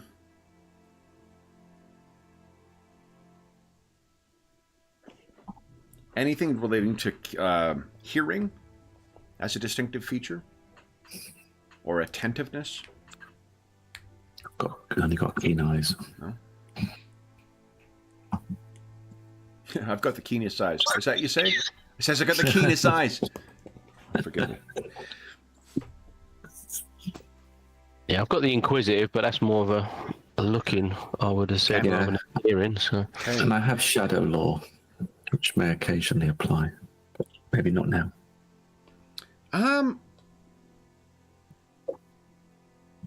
What you know, I think, of shadow lore, this might apply here.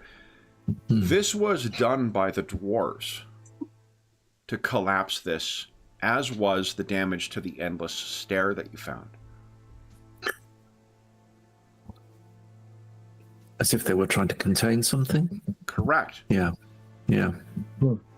So, if, I guess, for one, it means that there were living dwarves on this side of the tunnel, which undercuts this suggestion that the air is poisoned and plague-ridden. Some must have gotten out. So, those two obvious paths. Oh, go ahead, James. No, just wondering, how's everyone doing for their weariness? Oh, Dagmar's weary again. I'm okay at the moment. Yeah, not yet. But it seems we've got to head back the way we come anyway. Does it We have not? to go all the way back to Daza. Looking at there your other looking at the things you map, could uncover down here. What did Daza say about the keys? the goblins use the locks and the keys. But have we seen any signs of such doorways as of yet? Not down here. But there are definitely orcs down here. Maybe we should try following some of their footsteps. If we see some. Could use some of the goblin crevices and passageways. It's worth a try. Yeah, maybe their tunnels can lead round into new places. Remind us that Bilbo spoke of an entire town of these creatures down there, so not without dangers. Or was that not in the deep, dark parts of Moria? As well, to me, all of this is deep and dark parts. I'm used to forests and sunlit trees. Do not worry, my friend. The glint of gold will lighten the sky, the sky down here soon.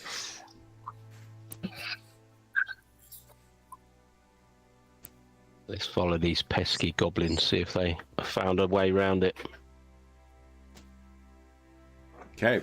So what is it you're looking for now? Is there any footprints of orcs, goblins that we've seen in our sort of recent travels, or any tunnels that look like they've been The tunnels, yeah, like definitely the tunnels and the lookouts. Something is trying to keep watch for stuff down here.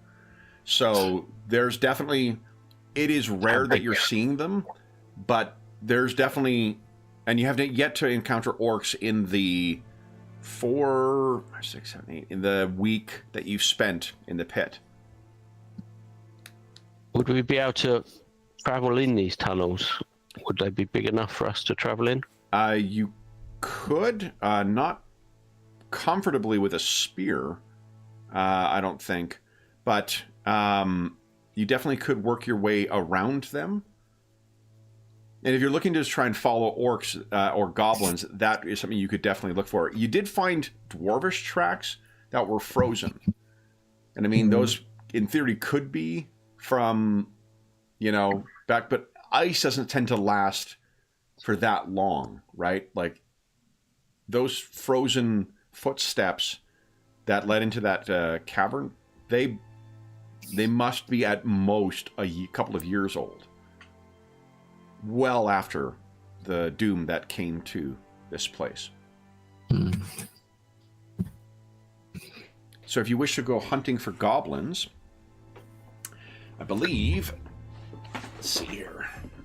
Well, they're tunnels rather than themselves. Well, the tunnels you can find, but what is it what is it you hope to find in the tunnels? We were hoping to find a way, because things have been blocked off, we're trying to find a way round so we can keep going. The goblins That's what we're trying to do. Yeah. Okay. dug tunnels around the problem. Okay. It might be that there are other passageways we haven't yet explored. I don't know. Okay. So let's do this. If in this area what you're looking for is goblin tunnels, yeah,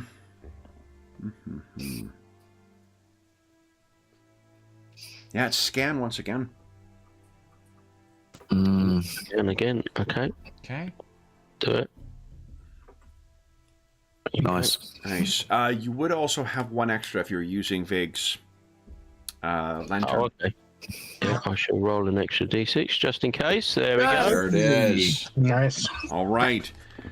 There's two things you find. One is that there is no way the goblin tunnels have not made their way through the mountain and deeper into the Moria. It definitely is. It is not for lack of trying, it seems, in some places. But I will say, what you come across is, with a great success, you hear goblins moving. Now, before we do that, let's deal with an event for this search. Rolling the black dice once again. Ooh. Ooh. This search through goblin tunnels and whatnot, it only costs you 1 fatigue. And it is faster than expected. Only 1 day. You're consulting maps and stars has afforded you, again, I rolled, both numbers were 9, so you guys got a 10 result, and you got about as good, short of a Gandalf rune, you got as good of a result as you could get for the event. But what you find is, let me tell you what this orcish band is that you have come across. There we go.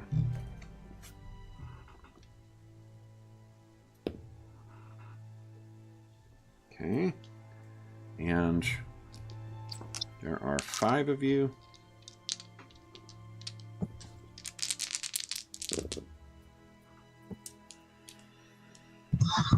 Okay.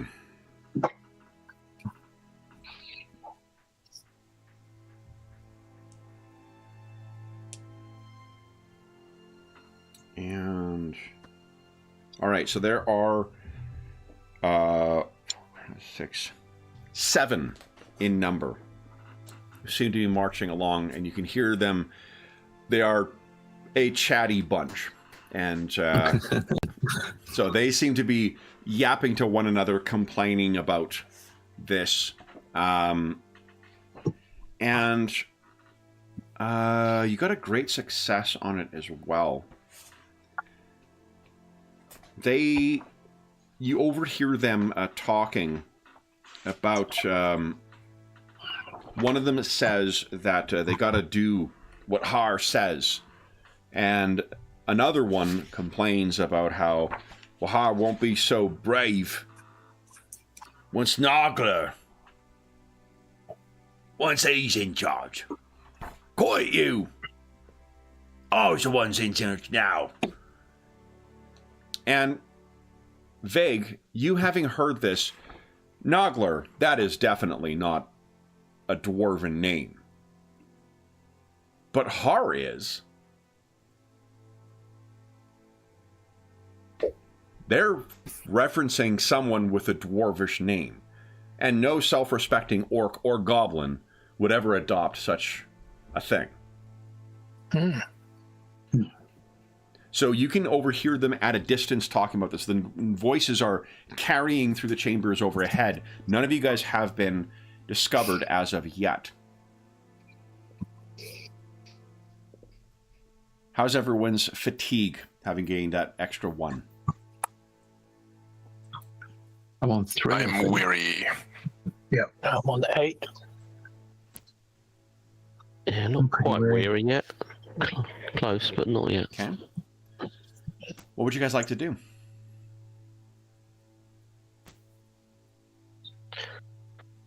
There's no way that would be dwarf-speaking goblin. Dwarf speak goblin? Quite common? Dwarfs, yeah, dwarfs speak common, or Western. It's not unusual. At least as far as the books are concerned, orcs are able to talk in a jibber-jabber that hobbits could understand by overhearing, so I'm assuming they're doing the same here for the benefit of you guys. The black speech is probably something that only like the high commanders and such really converse in. Otherwise, while they would understand it, they may just speak in common. I assume for, dramatic purposes. Mm-hmm. The dwarves would speak Kudskul, but only amongst themselves as a sort of a lost and secret secret. Don't talk about this stuff. So what about this dwarf name? I mean, that seems very bizarre. Well, as I warned us about the dwarf who should not be trusted. There he is, maybe. That is true. Deep and dark have they fallen. Not trusted, but would they work with him or work for him? Or Gwindor, you have a shadow lore distinctive feature. Yeah, why don't you give us a lore check, please? Oh, okay. All right, I shall give that a try. Okay.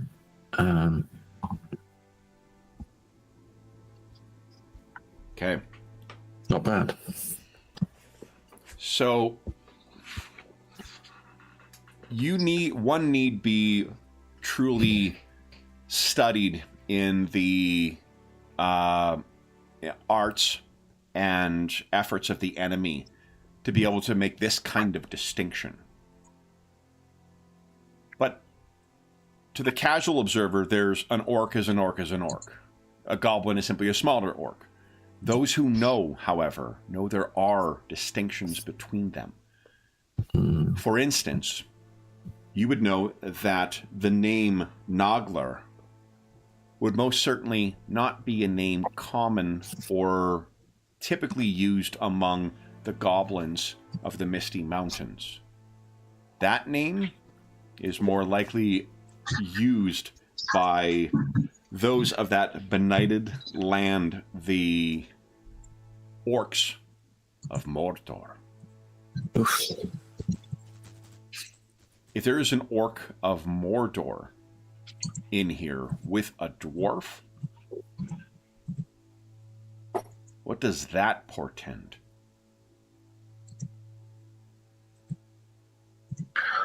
The reach of Mordor is much wider and greater and further than I would have gathered. Lothariel, you could speak to, while your kind do not live in under the eaves of Mirkwood, in the halls of the Elven King, you would be aware that though the enemy has been cast out of Dol Guldur, his agents have returned. And they still are a persisting threat in the southern regions of those woods. So stretching out from Mordor through Mirkwood and perhaps into the Misty Mountains, that is an alliance or a reach that would bode poorly for the Free Peoples. So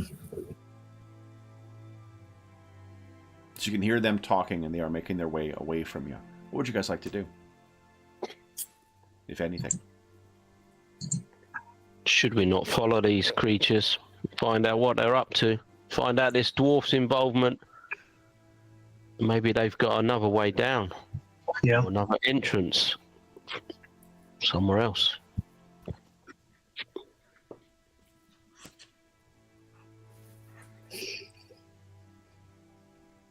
I guess we could follow them. It is appealing, although getting close to them in any way, it's very risky for us.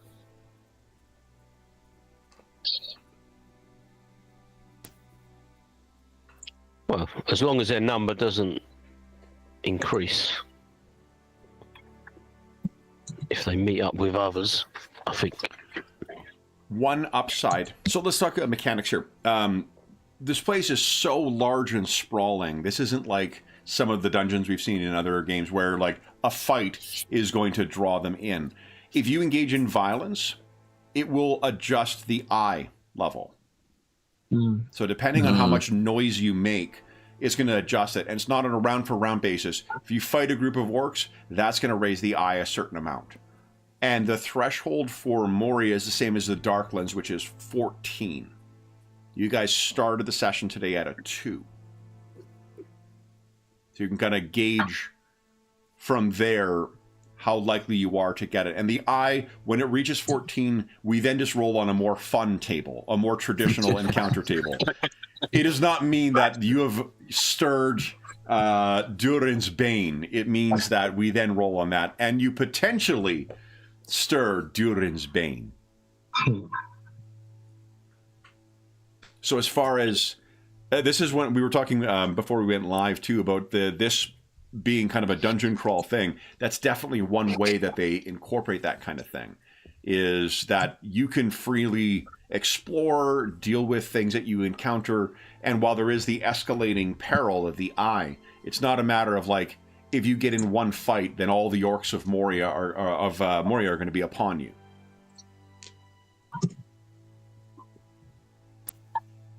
I say we try and follow them, as we come to 2 dead ends so far. Yep. Okay. Okay.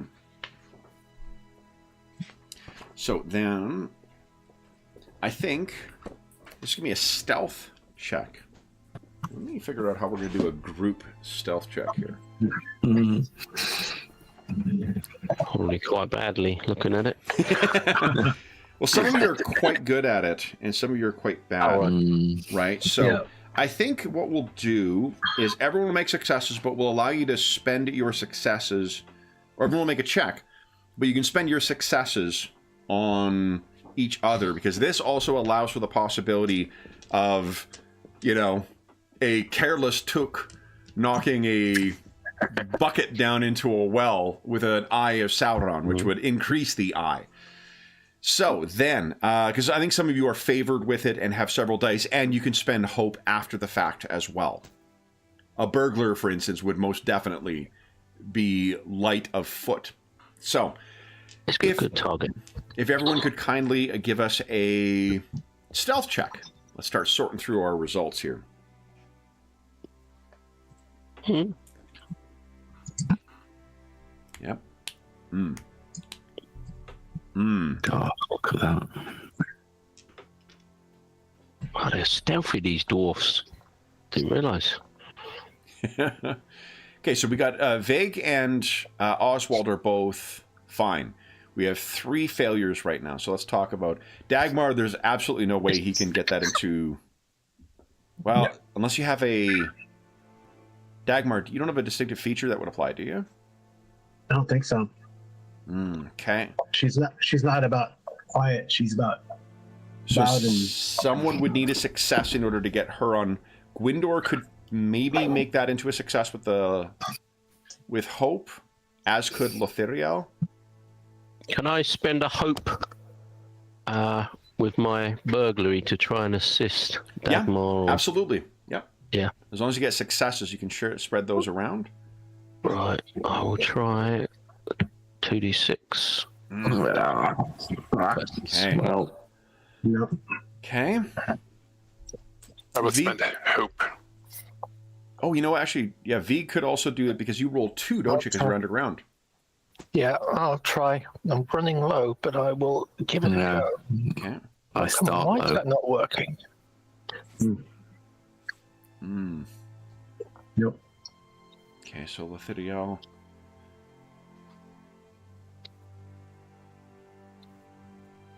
There's an extra success. Okay.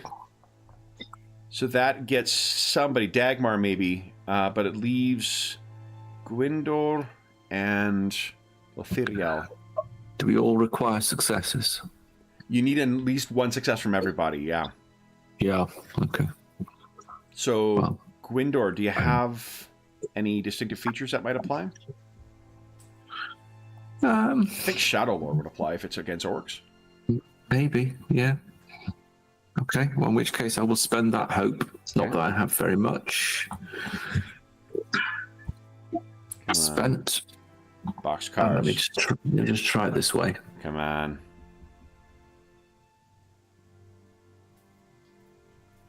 That's 1/6.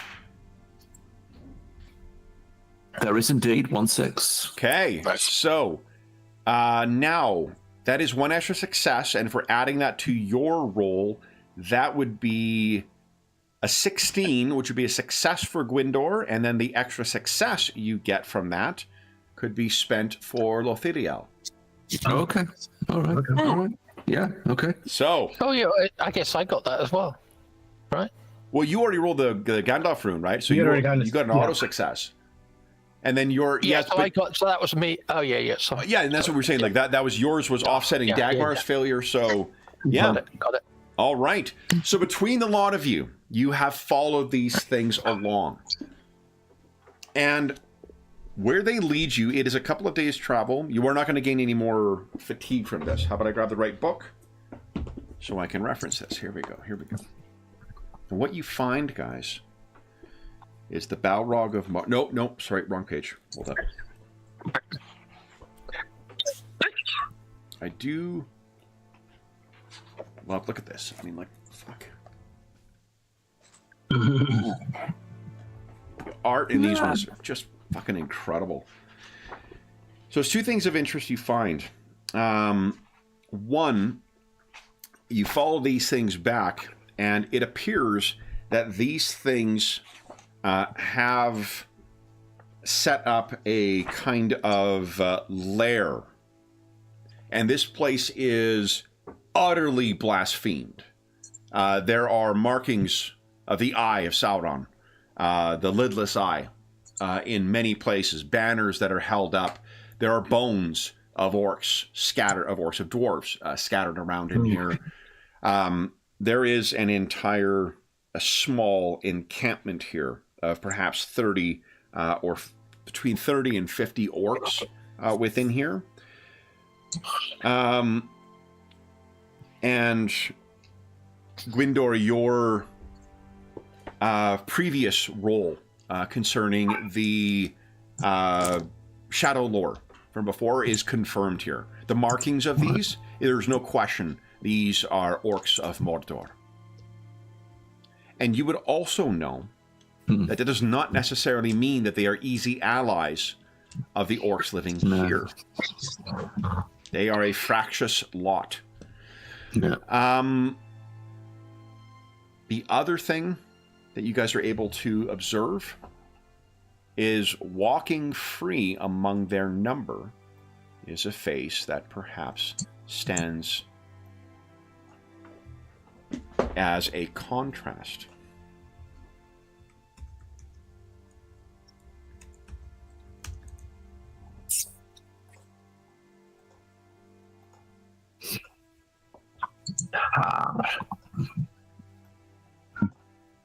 The way he moves among them, it appears as if he is in a position of ultimate authority among these. There is a titanic orc who is walking behind him, nearly the size of a troll. So the reason that they are listening to him may be also evident. I do not have an illustration from him loaded, but I will have one for tomorrow. But I will also tell you that following behind appears to be, I guess, a mockery of a seneschal. A goblin. A disgusting creature dressed in dwarven clothes following behind Har. From where you are, what you're able to make out is sort of the numbers that are within there, and that they seem to have been quite they seem to have been here for quite some time. You would guess at least the majority of this year, if not longer. If you guys wish to learn more, you may need to take more active steps to get in closer. You do feel confident that the orcs who you followed were utterly unaware of you. You guys will have an opportunity to move back and discuss amongst yourselves. What do you guys make of this? There's nothing obvious what they were doing, was there? There wasn't like piles of something they were mining or collecting, or there's no obvious reasons that they're in this particular spot from what we saw.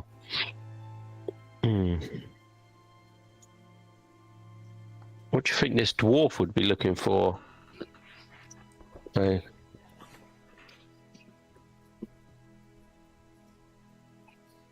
Must be something of dwarven heritage that He could be looking for what we're looking they're for. after. Yeah. You could give Or us rings. vague. What I can't remember. What are your distinctive traits? Folklore, fierce, willful.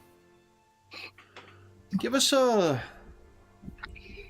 either lore or travel check. Your choice. Oh well, that was an easy one.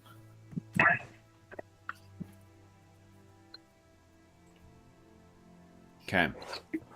You would recognize the clothes that Har wears are of your kin that dwell in the east. I don't mean the lonely mountains. I mean beyond the lands of the Variags and into the lands of the Easterlings. Lands that have long been under the sway of the Shadow.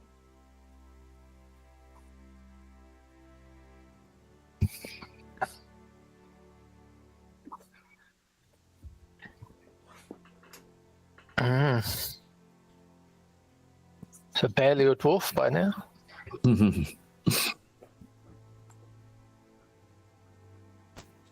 So you think they searched for Does craftsman's forge like we do? Or something of value to the dark powers from the dwarven history? Some artifact? And do you think they've come across the same problem as us? They can't get down deeper into the tunnels. The insight that Gwyndor could offer here is that they are not a kind that are inclined towards cooperation. The goblins of the Misty Mountains suffered a great loss at the Battle of Five Armies, but the orcs of Mordor were not involved in that conflict. The goblins in the decades since may have proliferated and their numbers may have increased, but they probably are still weakened.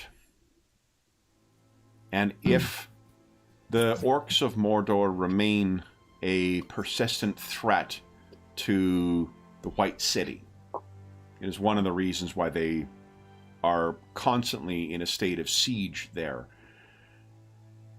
If there was a second organized force coming from the Misty Mountains down through the Rittermark, what city could stand being pressed on two sides? So even, it's possible they may be getting riches here, but from a wider strategic concern, Gwyndor, you maybe realize that if they are able to ally or form these into some sort of organized group, it may not only, even if their goal is to not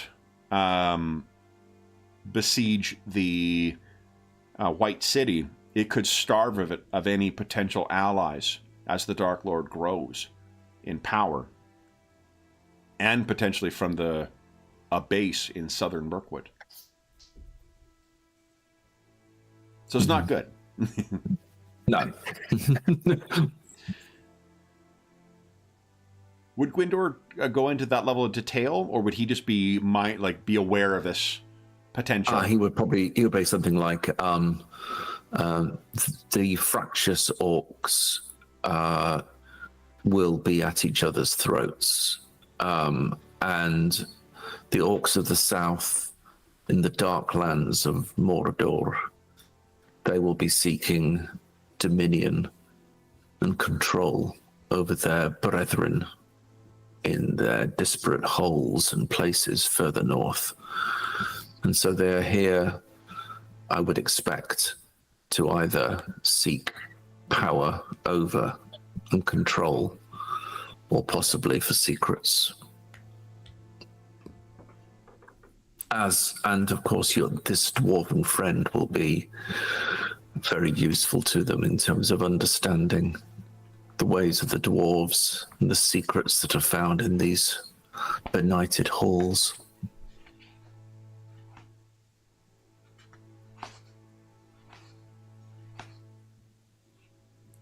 Veg, how are you feeling knowing that there is a dwarf among these orcs?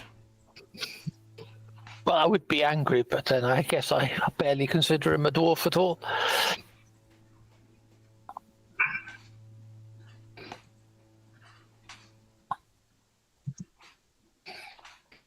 So I've not been kin for a long time. what do you guys intend on doing? What do you think what could we learn more here? Or if you said there is a potential squabble between these two types of orc, how do we make it start as a distraction to get out of here? Because it looks very dangerous now.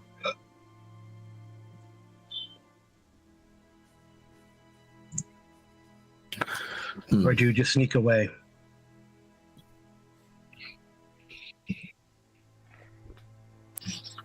I don't like the fact that there's a traitor amongst them,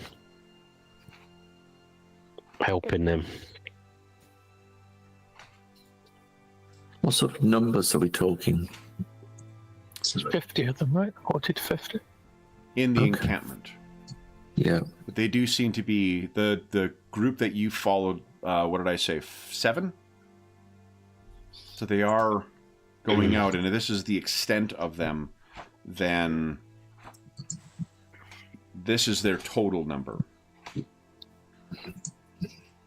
I wonder if the dwarf ever goes off in a smaller group to investigate anything, or I say we follow them and we ambush them.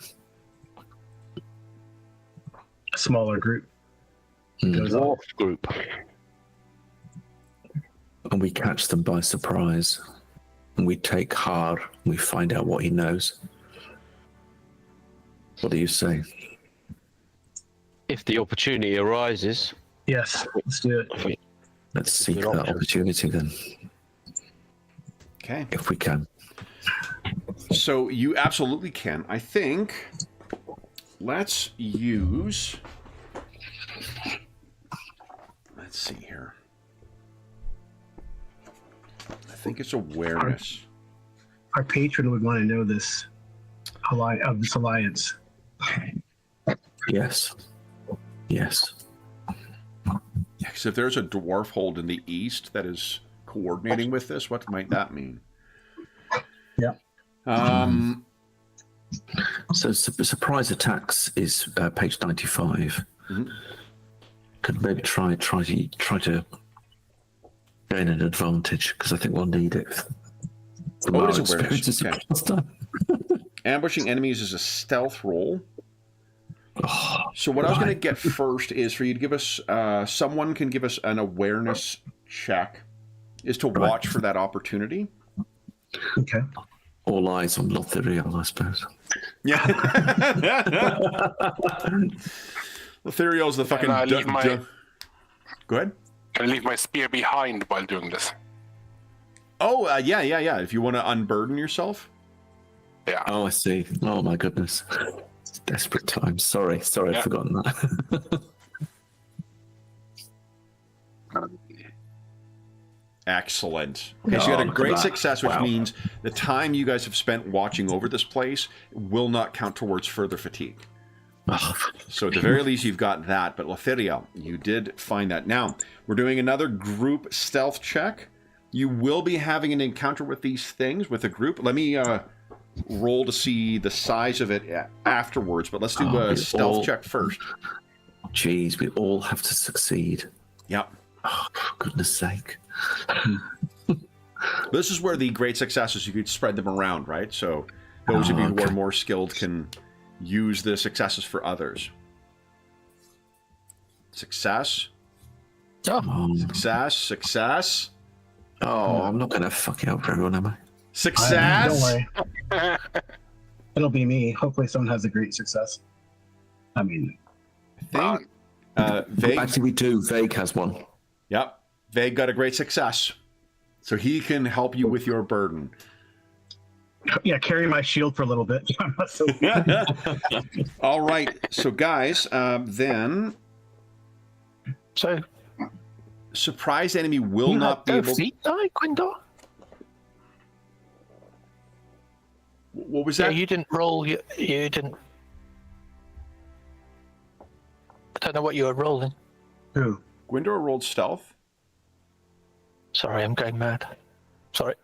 Ignore me. Such as the Black Pit. It can drive Well, even yeah. the most attentive.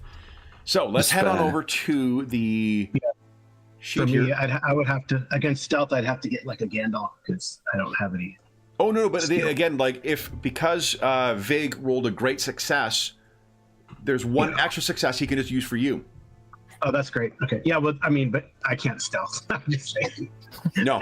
Maybe I'll spend my points on that. Yeah. Assuming you all survive. Right. Yeah. Okay. We've all- Same within heart. Not that We've it all does any got good. characters like that, Carl. Don't worry. Yeah. No problem.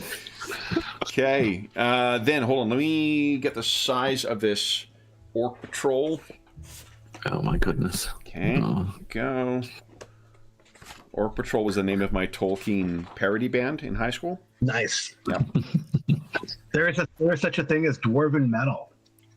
There's like I imagine a genre. Dwarven. Yeah. Mithril. I have played Shadowrun before, so I'm no. Okay. That'd be great. That's an actual, yeah. Yeah. There's also Orzet metal, technically, in the setting, which is the Orcish language. Okay, so we have... Oof. That's going to be a problem. 1, 2... I mean, you guys are fine. All right, so here's what we have among our thing. I love this Orc Band generator thing. It's fucking awesome. Uh-oh. That's cool. Okay. And this is all in Moria? All in Moria? Yeah. Yeah, because I haven't purposefully. I have not looked at it. Well, which is funny actually, because Carl, I think it was when you had mentioned how much you liked when you were looking through it. I was like, oh fuck, maybe I'll pick it up.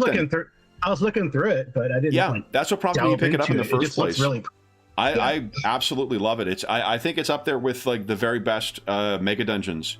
You know, Barrowmaze, Stonehell. What's the one I use? It's the one that.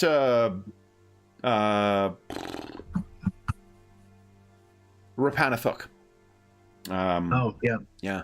Okay. Let me get some orcs set up here. Yeah, I have the. I actually have a copy. I don't know where I got it, but I've had it for a long time. I actually have a copy of the old ICE Moria. Oh, nice. That's right. I think James is holding that one copy. There's a second edition that has a black cover to it. That was part of the like MERP second edition line. And then there's also I have the box set that that Decipher put out. Which I think George worked on actually too. George worked on that one and on the bestiary for those books. Go. Okay, so we have one. These are orc soldiers, and I'll set them aside as we go. There are 2 of them. Go. This feels very much like kind of a violent children's book, the way I'm introducing this here. Okay. There is a orc captain, and oh yeah, there's our orc captain. So the chieftain is done. The soldiers are done. There's 2 more soldiers. Go. Gracious. Seemed like a good idea at the time. There is 1 goblin archer. Let's do first. Hold on, because there is also an orcish bodyguard. Ooh. Oof. Yeah. Yeah. The orcs are getting progressively more like World of Warcraft orcs. Sorry. I have to work with what I've got loaded right now. The other option is to use Shadowrun orcs, and I don't think you guys want something with a, smart gun accessory on it. Okay, and we had a good picture for the goblin archer. Here he is. Yeah. All right. And then, of course, our traitor. My sister and I were watching the British version of the Traitor Show, and it's hosted by Alan Cummings.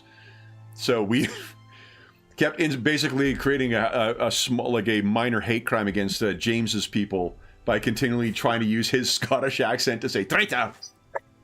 The traitors. All right, so there's your traitor. Okay, now, there are more of them than there are of you. However, because you ambushed them, that means that, here we go, surprise attacks. Enemies will not be able to make opening volleys nor take actions in the first close quarters round. That means you all can make 1 round of volleys to start, and you can then pick, because they're not taking part in the or act in the close quarters thing. I'll let you guys decide who's engaging with who. But let's get the volleys done first. So you have 1 round of opening volleys. Who are you targeting? Excuse me. And that's it. Who are you targeting, I guess? Yeah, that's what I was going to ask. Okay, I need my... Do we go for the big guys? Yeah, take the Bodyguard? bodyguard out first. I'm rubbish with the bow, so I'll go for the one that looks the least. It's either the bodyguard Defensive. or the chieftain, which might lower the morale of them, I guess. Maybe. Uh-huh. But Yeah. Yeah. bodyguard's probably the most capable fighter, if we could weaken him. We want him dead first. Yeah. Should we go for the bodyguard guy? Yeah, I'll Okay. put a few arrows in him. Hold up, that's good. Let me find where he is. Hold up, I gotta... Oh, he might have a higher parry rating, mightn't he? Oh, there he is. Okay, got him. Got him. All right, so the I might have to. the bodyguard is... God, I wish I'd loaded this. Look at that image. Oh, yeah. Yeah. Yeah. All right. So the orc bodyguard has a parry of 2.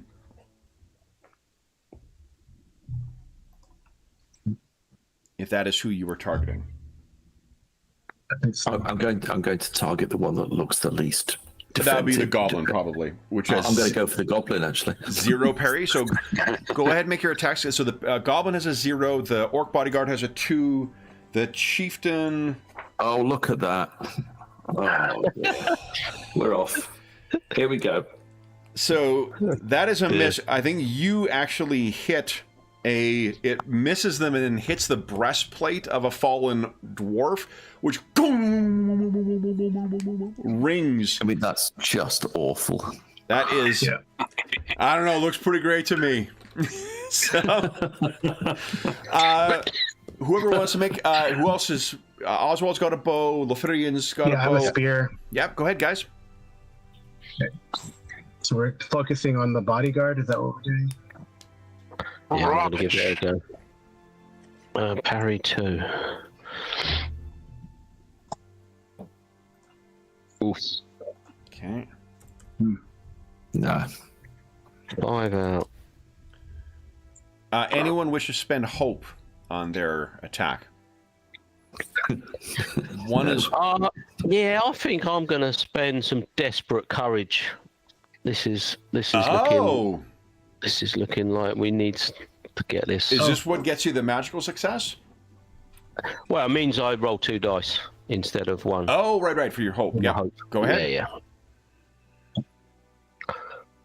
So you're getting 1 So shadow. 5. Nice! Anna says congratulations. That's a hit. So that is because it's 8 plus your 13. Yeah, so that's a hit, and with an extra success, you want to do... How much? Your bow does what, 4 points of damage or 3 points of damage?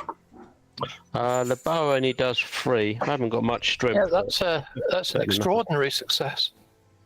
No, because he's only got 1 success and then 1 extra from... No, he rolled a success to start with. No, it's a failure. Oswald rolled a fail. Yeah, but you got 2 6s. That was a single dice with a 6. Oh, yeah. Yeah, There's 7, single... 6. So he succeeds with 2d6. 2 Yeah, sixes. because your success was... Okay, so then that'll Oh, be... Yeah, great success. So you have 2. You want to do... What's your strength Oh, score? yeah. Rating? my strength's only 2, unfortunately. But Could do 4 damage. Now, hold on. And you're... can I do a piercing blow? Now you Or- need 1 more success to No. get that. Okay. But, I mean, it wears the endurance down. Yeah, I mean, if Okay. there's nothing else, then it's doing And- more damage. Yeah. Forgive me, the bow does 4 or 3 points of damage normally? It's 3 for a normal one. 3 normally. Okay, so bow. that's 7 points of Yeah. damage on the bodyguard. Yeah. Schwook! All right. Everyone else missed, or Everyone else missed. Yeah. I guess I could use. No, I'm too far away. Okay. I thought Yeah. I was. Okay, so then... Yeah. Too far away. Start of the round, they will not be able to respond this round, but you guys can choose first. Pick what stance you were in. Well, I think given that it's given where we are and they cannot respond, I will go forward. I will go forward also. Good plan. Yeah. And I'm ditching my shield. I'm gonna go Crazy two-handed. charge. And then who would you like to engage? Oh, right, yeah. I'll move them over so you can kind of pick from who you like. Okay. Oops, move this aside. And then I'll just move them up to you as you pick. So your choices here are Orc Soldiers, Goblin Archer, a Orc Chieftain, Bodyguard, or the Traitor Dwarf. Traitor Dwarf. Anyone want to help me try and take down the big guy? Which big guy are you going? The bodyguard you go for. The bodyguard, yeah. Yeah, I'll go with you. Okay. Because otherwise, a lot of injured guys ain't gonna. Yeah, I was going to go for the chieftain for this round. Okay. With a forward stance to try and take him down while I can. You got it? Well, I'll go with Gwindor then. So we'll double up on those two Yeah. for this round. So then the Let's others... see if we can get them on the ambush, take them down, Awesome. and hope that we can make a difference. Okay, here we go. All right, so they're not going to be responding this round. First is the front line, or forward stance. Who would like to go first? Are you forward also, Vig? Vig, are you forward? I stance? will. I'm forward. Yeah. Yeah. Okay. So go and we'll just go down. I plan on likely using some hope to try and take this guy down, but Right. oh, hang on. Let me cancel that. Pick forward. And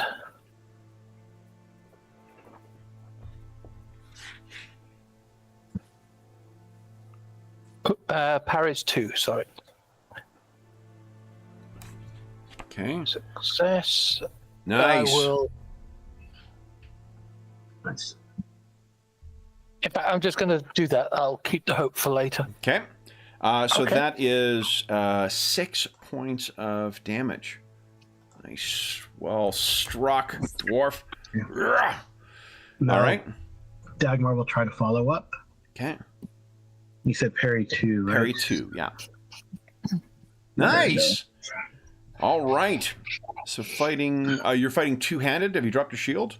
Yeah, I dropped my shield, so Okay. I won't. So get me out of weary from temporarily, Yeah. No, that makes sense. and just go and straight up. Excellent. So you're hacking into this huge, and this thing is fucking huge. Not as big as that orc lieutenant, but big. Then Gwindor and Oswald. Right. The I will chieftain spend has a a point of hope parry to of gain a bonus 3. die. A parry of 3. 3. My God. Oh. Right. Shoot. Okay. Well, I've got a bonus die of 1. I've got another bonus die for my hope. Okay. And a parry of 3. Jeez. Wow, Nice. Okay. Excellent. Well, I hit. Well, yeah. Okay. So that, I can't turn that into a piercing blow, can I? No. you could spend hope to try and roll an extra, but even then, I mean, that would. No, that because it was spear. It gives it +3, right, for each one. If you got a 6 on an extra dice, then yes. You've already used hope, though. haven't you? Oh, have I've you? used hope. Yeah. Yeah, I used to parry. Then, sadly, not. Okay. No, that's the best I'm ever going to do, unfortunately, all against him. Okay. Oswald. Yep, I shall try and spear him as well. Okay. Right, it's time for a bit more. Desperate courage. Yeah, a bit more desperate courage. Okay. So another point of shadow. Were you flagged as forward, Oswald? Yes, unfortunately. Yeah. Oh, okay. All right. He's got on this one. So it gives me That is enough. It's a hit. It's a hit. hit. So Yeah. what's your damage of your two-handed spear? It's 4. 4. With 2 ends. Yeah. Yeah. So you both clatter into this thing. Yeah. It's not Okay. good enough. Then Lothiriel. I will try to shoot the bodyguard. Okay. Parry of 2.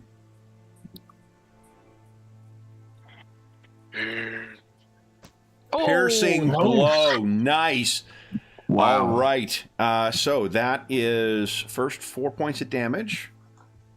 Okay, and then a piercing blow. So he has 3 armor. So let's roll this. Your injury is a 16. He actually suffers his first wound. So he is suffer. He does suffer 2 because he has a might of 2. But yeah, that is the first piercing blow. One more like that, and he is down. That is the end of our surprise round. So we're on to round 1, guys. Would everyone pick your stance? I'll stay forward. Okay.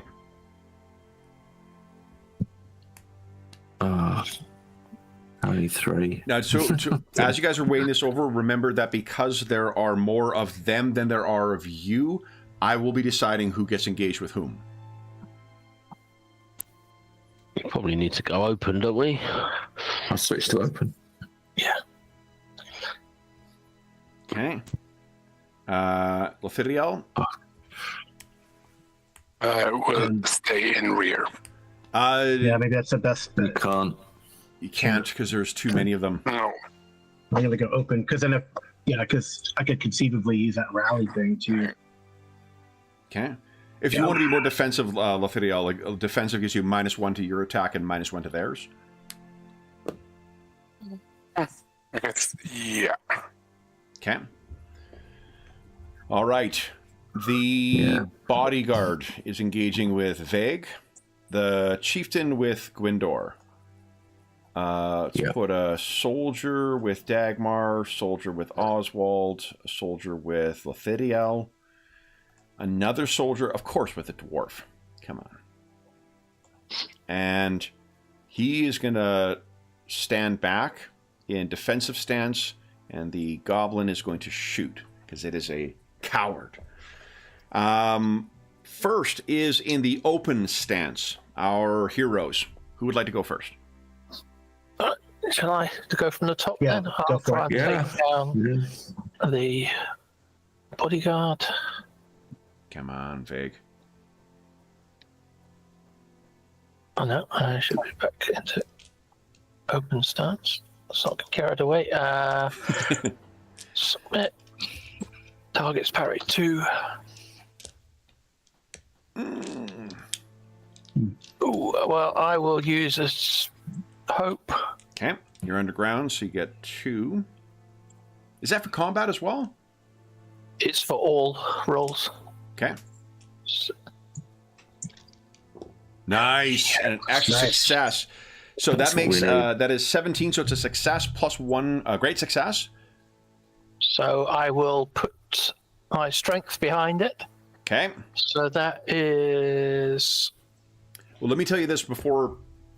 What the damage of your axe is? What without? 6. So it would defeat him. It would bring his endurance down to 0. He would then spend hate to try and convert that into a piercing blow, but then he would have 2 piercing blows, which would kill him. You have felled the bodyguard, and you have your great success. So if you wish to do something like increase your parry for the round, you could do that. That's a good idea. Thank you. Okay.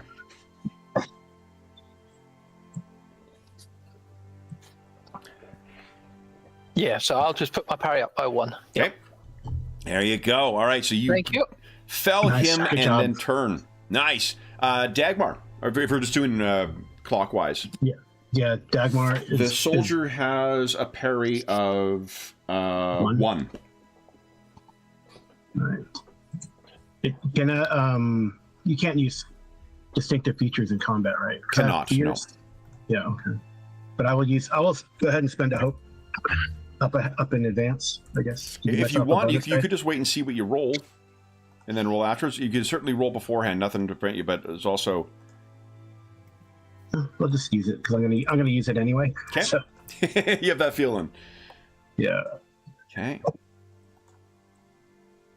Oh Oh, well. Yeah, I already used hope too, right? So, that was Yep. used hope, yeah. So unfortunately, Okay. that is... All right, so but that's like the suddenness of this combat and in the darkened environment, I think is just throwing you off here. Yeah. Next is Gwindor. I think you're still set to forward, are you? Oh no, sorry, ignore me. No, I wasn't. I used a hope ahead. Fucking crap. Yeah. Yeah. Okay. Gwindor. Failed. And I will continue to do so with a parry of 3, I think. Oof. Okay. You're not going to spend hope? No. Okay. Miles up. Not a chance. Oswald. Okay, I shall stab at this one. And it's 1 parry for the normal guys, isn't it? Yeah. Mhm. Oof. That's a bit of desperate courage, isn't it? It's time for these. What's your shadow score currently? It's 3 now. Okay. Oh, yeah, right. You didn't have any that carried over. All right. So Yeah, we didn't have any. 4. Yeah. No, it's still not good enough. No, stillness. Shit. That's rubbish. All right. Then Lothidiel. I don't have a melee weapon on me right now because I left my spear behind to not be weary. So I assume this is not going to go well. So this will be unarmed. You roll your highest combat proficiency -1 dice. -2 dice because you're in defensive stance. Can we say that I at least brought it along so she can pick it up off the ground in a minute? I think it would just make her weary, though, as soon as she picked it up. Oh yeah, of course. Oh yeah, duh. Well, if you drop, or the bow has no load on it. It does have a load. It's like load 3, I think. Yeah. Okay, so it would be, just whatever your best combat proficiency is at -2. 1 for the unarmed and 1 for the defensive stance. Okay. And then what's the parry? Oh, parry is a 1. 1 for these things. 1. Okay. Well, fingers crossed. The eye. Okay, no other deleterious effect, but the eye grows stronger, hearing the desperation of one of the elder folk. All right, then we have our foes. So the orc soldiers. Let's do them first. They have the scimitar, or as Brent said when he was a teenager, a schmicktar. Schmicktar coming in on Vague. That is a 10, which I don't think hits. Dagmar, that is a 17 against your parry. 17 hits. Ooh, you take 3 points of damage. Oswald, that is a 15, a 16. Oh, I got a 17 parry. So narrowly misses you. And then on Lothariel, I lose 1 dice because you're in defensive stance. That is, a piercing blow. So would you give us a roll for your armor, please, against a 16, 1-6. Come on. You get 3 points of damage, too. Look at that! Beautiful. Wow. Beautiful. So no wound, but you do take 3 points of damage. Then we'll do our orc chieftain.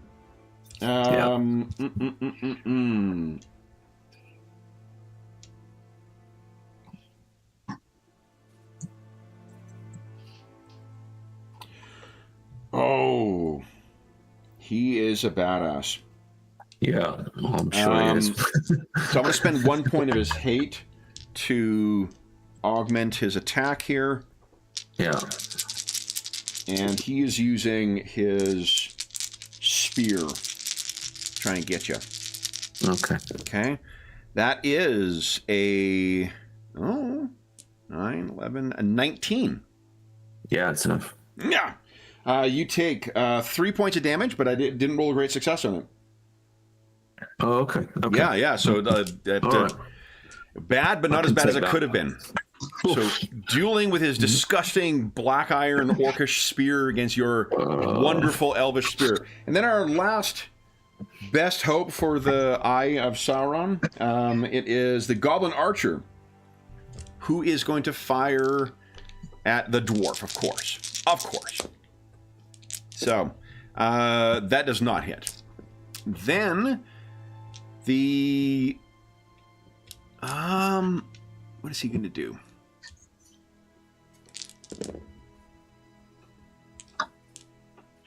He's going to try and rally the orcs. Kill them! That is not a success. So that is the end of round 1, guys. Run around 2. Pick your stance, please.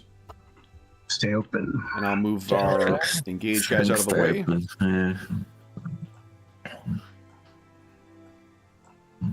I don't know. Maybe I need to go forward. Oh. Yeah. Oh. Do I try to intimidate? Oh, no, I don't know. He's going to be so powerful. Yeah. Yeah, that awe could make a bunch of them weary.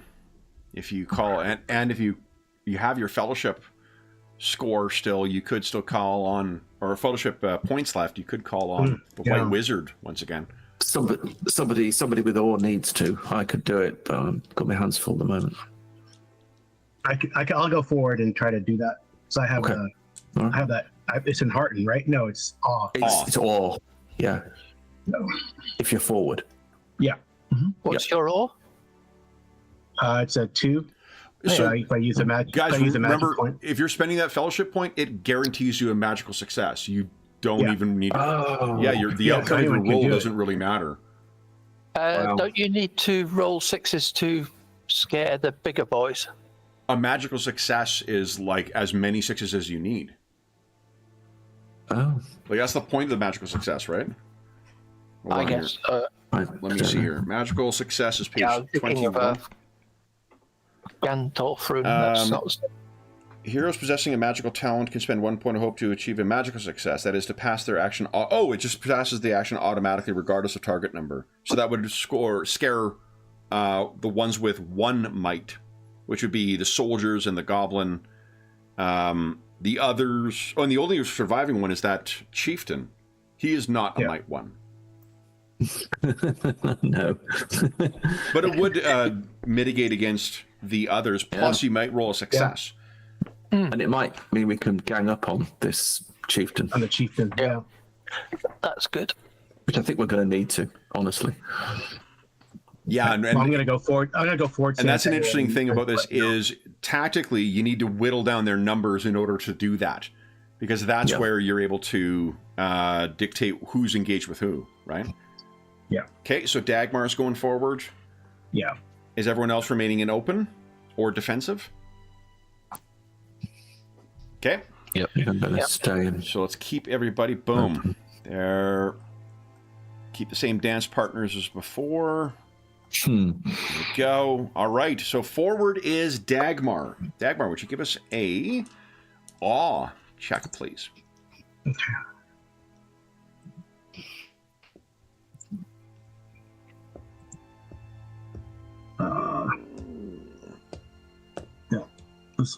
So you could spend hope to roll to try and fish for a 6, which would give you a great success, and you could spend the fellowship point to gain another one that would give you 2 successes. Okay. You want to fish for that hope? Yeah, I'm gonna try to do that. Okay. I have a lot of hope. I haven't used as much as I need to. Yeah. Right, so roll a d6. D6, please. Come on. Oh, nope. Close. But that makes it not a success. Yeah, it's 1 shy of a success still. But if you're spending 1 fellowship, I will spend. I think we should spend the fellowship at least. Okay. Yeah, definitely. So what does it look like as you call on the White Wizard, Dagmar? I just probably with 2 hands on this bloodied sword already. I yell for Saruman, for the White Wizard, and just start swinging around. Nice. It echoes through the halls likely, and Then Sauron notices. It's another eye for Okay, it is another eye, but that makes all of the goblin and the orcish soldiers are terrified of the invoking of the white wizard's name. Okay, our eye is at a 9 right now. Then it is that was Dagmar's action in open. Yes. Do you want to do the same order, vague, to start? Oh, can Vague pivot to go for the non-trembling chieftain, or does he have to hit the Nope. trembling one in front? Because of they've him? outnumbered you, I decide who you're engaged with. So you're engaged with him. Okay. Yeah. We got to whittle them down and then can. But they're weary, I guess. So it's. They're weary, yeah. So I mean, the parry is still 1, but does weary apply to armor rolls too? Must, right? I think. I don't know. Because you'd be more prone to injury, I would think, right? Yeah, I think it's just global. It's just across the. Yeah, maybe. Let's see, weary. Oh, vague. Thank you very much. Wow. Oh, there All you go. success dice that come up with a result of 1, 2, or 3 are considered to have zeros instead. Yeah. Okay. There you go. Nice. Oh man, Vig, that's awesome. So I roll armor, but he is. Let's see here. He is. It's an 18 he's rolling against, and with his, he fails. What's it look like as you take him down, Vig? Nice. I just cleave his skull in two, so no need to be afraid, Orc. Nice. Nice. Down he goes. Gwindor. Okay, that's. I'm hoping one of those Gandalf runes. Really, that's what I need. Come on. No, Oh, so Saruman what is it rune. with me and those runes? I The don't know. eye is a 10. Always looking for me. Okay. Oswald. Yep, I shall have attack at this one in front of me. The parry one. Come on. Oh, that's terrible. Terrible. Okay. Oh, Yeah, it's well the fuck off from. Yeah. Okay. Desperate courage. Ethereal. help! Can I grab my spear from Vague as he suggested, or? I don't, because Vague would have been carrying around an extra 3 then Yeah. as that's well. fine. So, like, yeah. I will desperately try and punch this Please do. area. Nine. Oh. Wow. Your heart is heavy. The eye is an 11. Then, it is Orc o'clock. Let's start in the forward. We've got one who's got an extra dice on this attack on Dagmar, but He's weary. they are so- weary, so we ignore those. And that is not a hit. On Oswald, you're in open. I ignore those. That is not a hit either. Lothiriel, I have 2. I ignore that.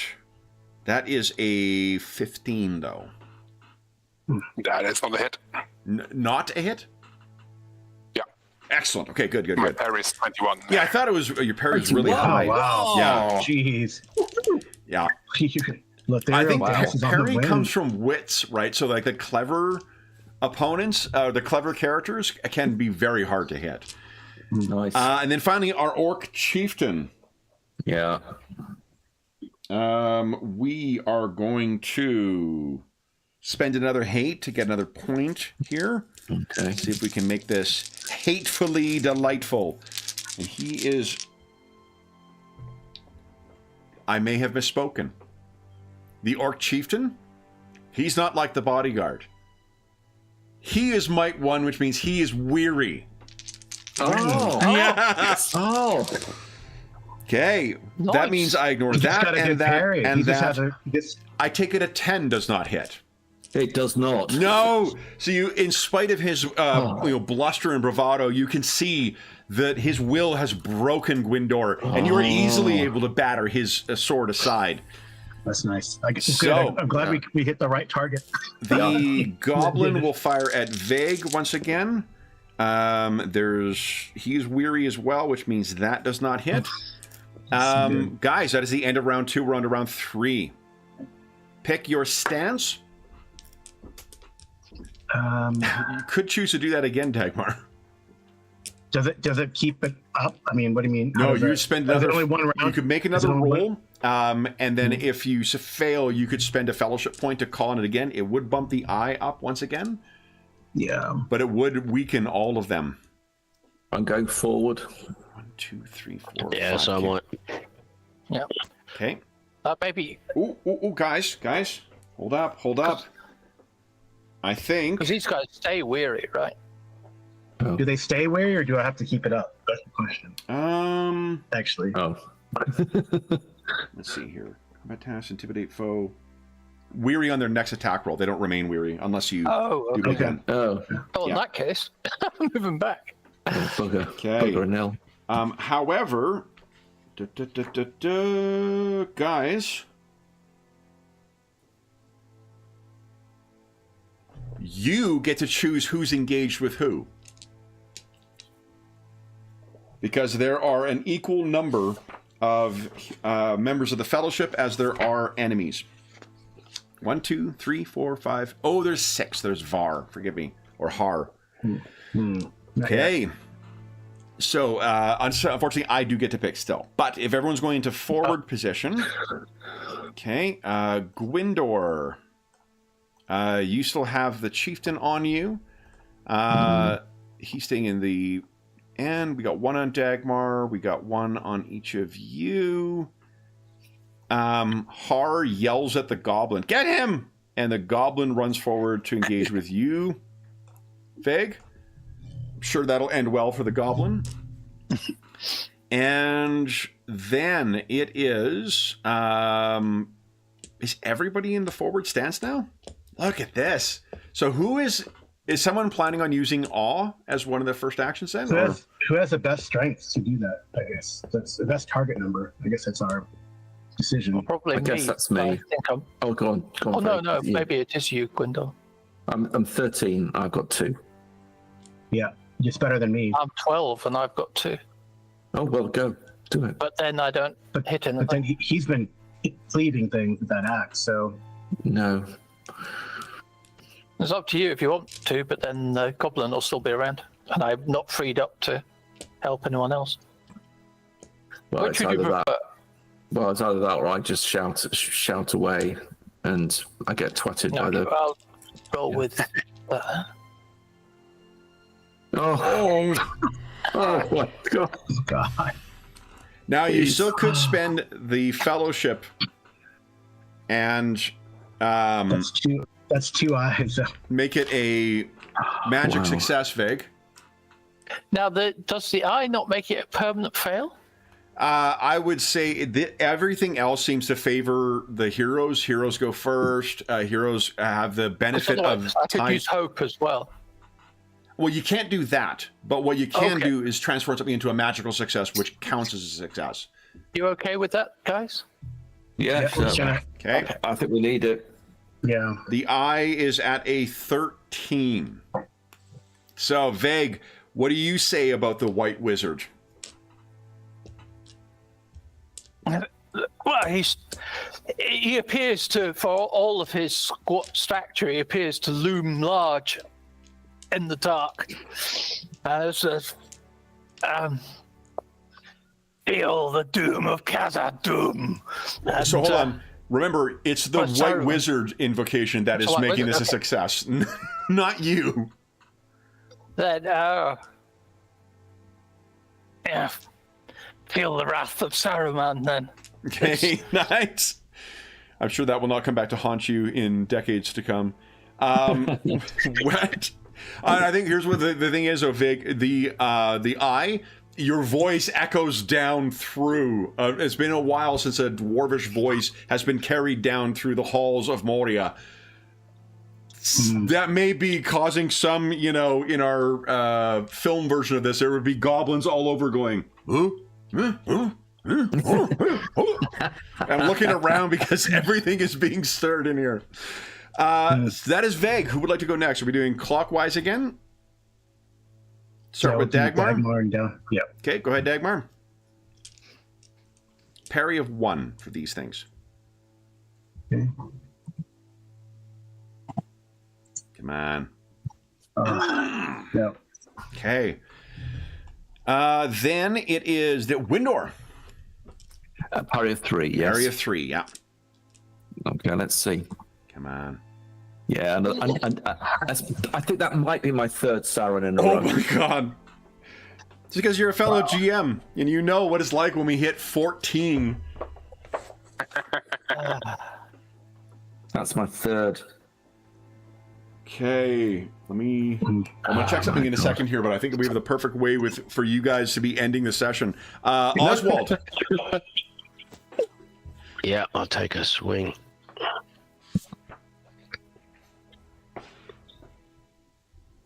Nice. Nice. There you go. A spear, if you spend that, gives you +3. That could be a piercing blow on him. Yeah. Okay. And I do not succeed. Oswald, once again, you found the sharp end of the stick. Yeah. Down That's it nice. goes. Lothiriel.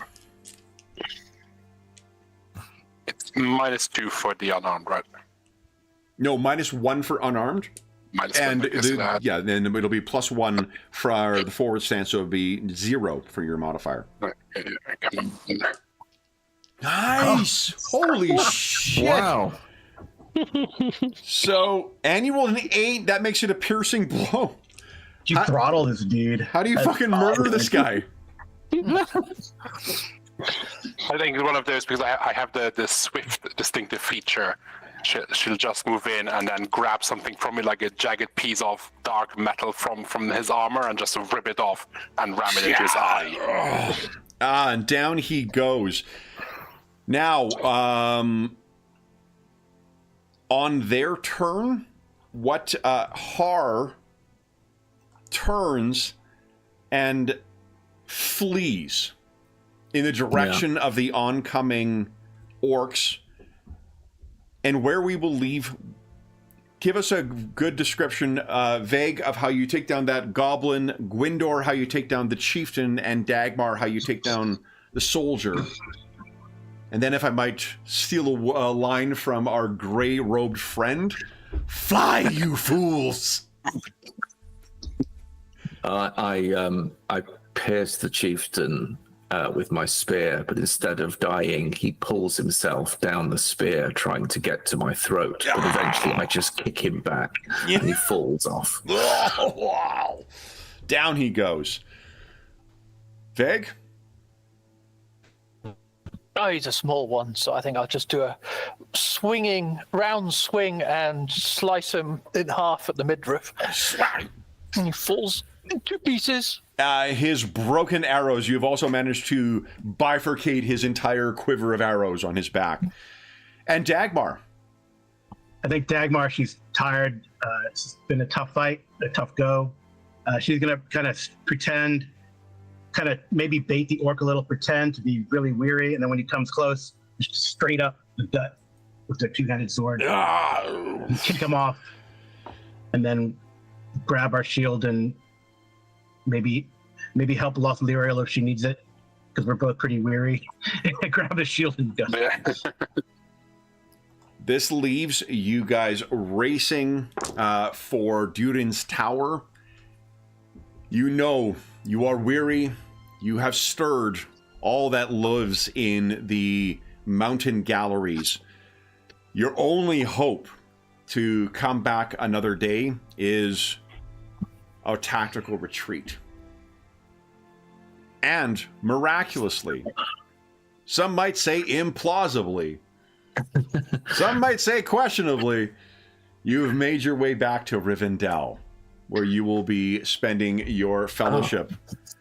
Yes, you're not hiding, spending the season in there would be unwise. You guys, time-wise, have now spent about 2.5 weeks down here and it took you 6 days or 7 days to get up the Red Horn, and it took you about 12 days to reach Daz's camp and camp out there for a bit. So it'll be another month for you to make your way back to Rivendell, and you will rest there, and then we will come back for our Yule session tomorrow. Nice. But in the interim, though, guys, since you have made your way to Khazad-dûm for the first time, I feel like that is deserving of a achievement.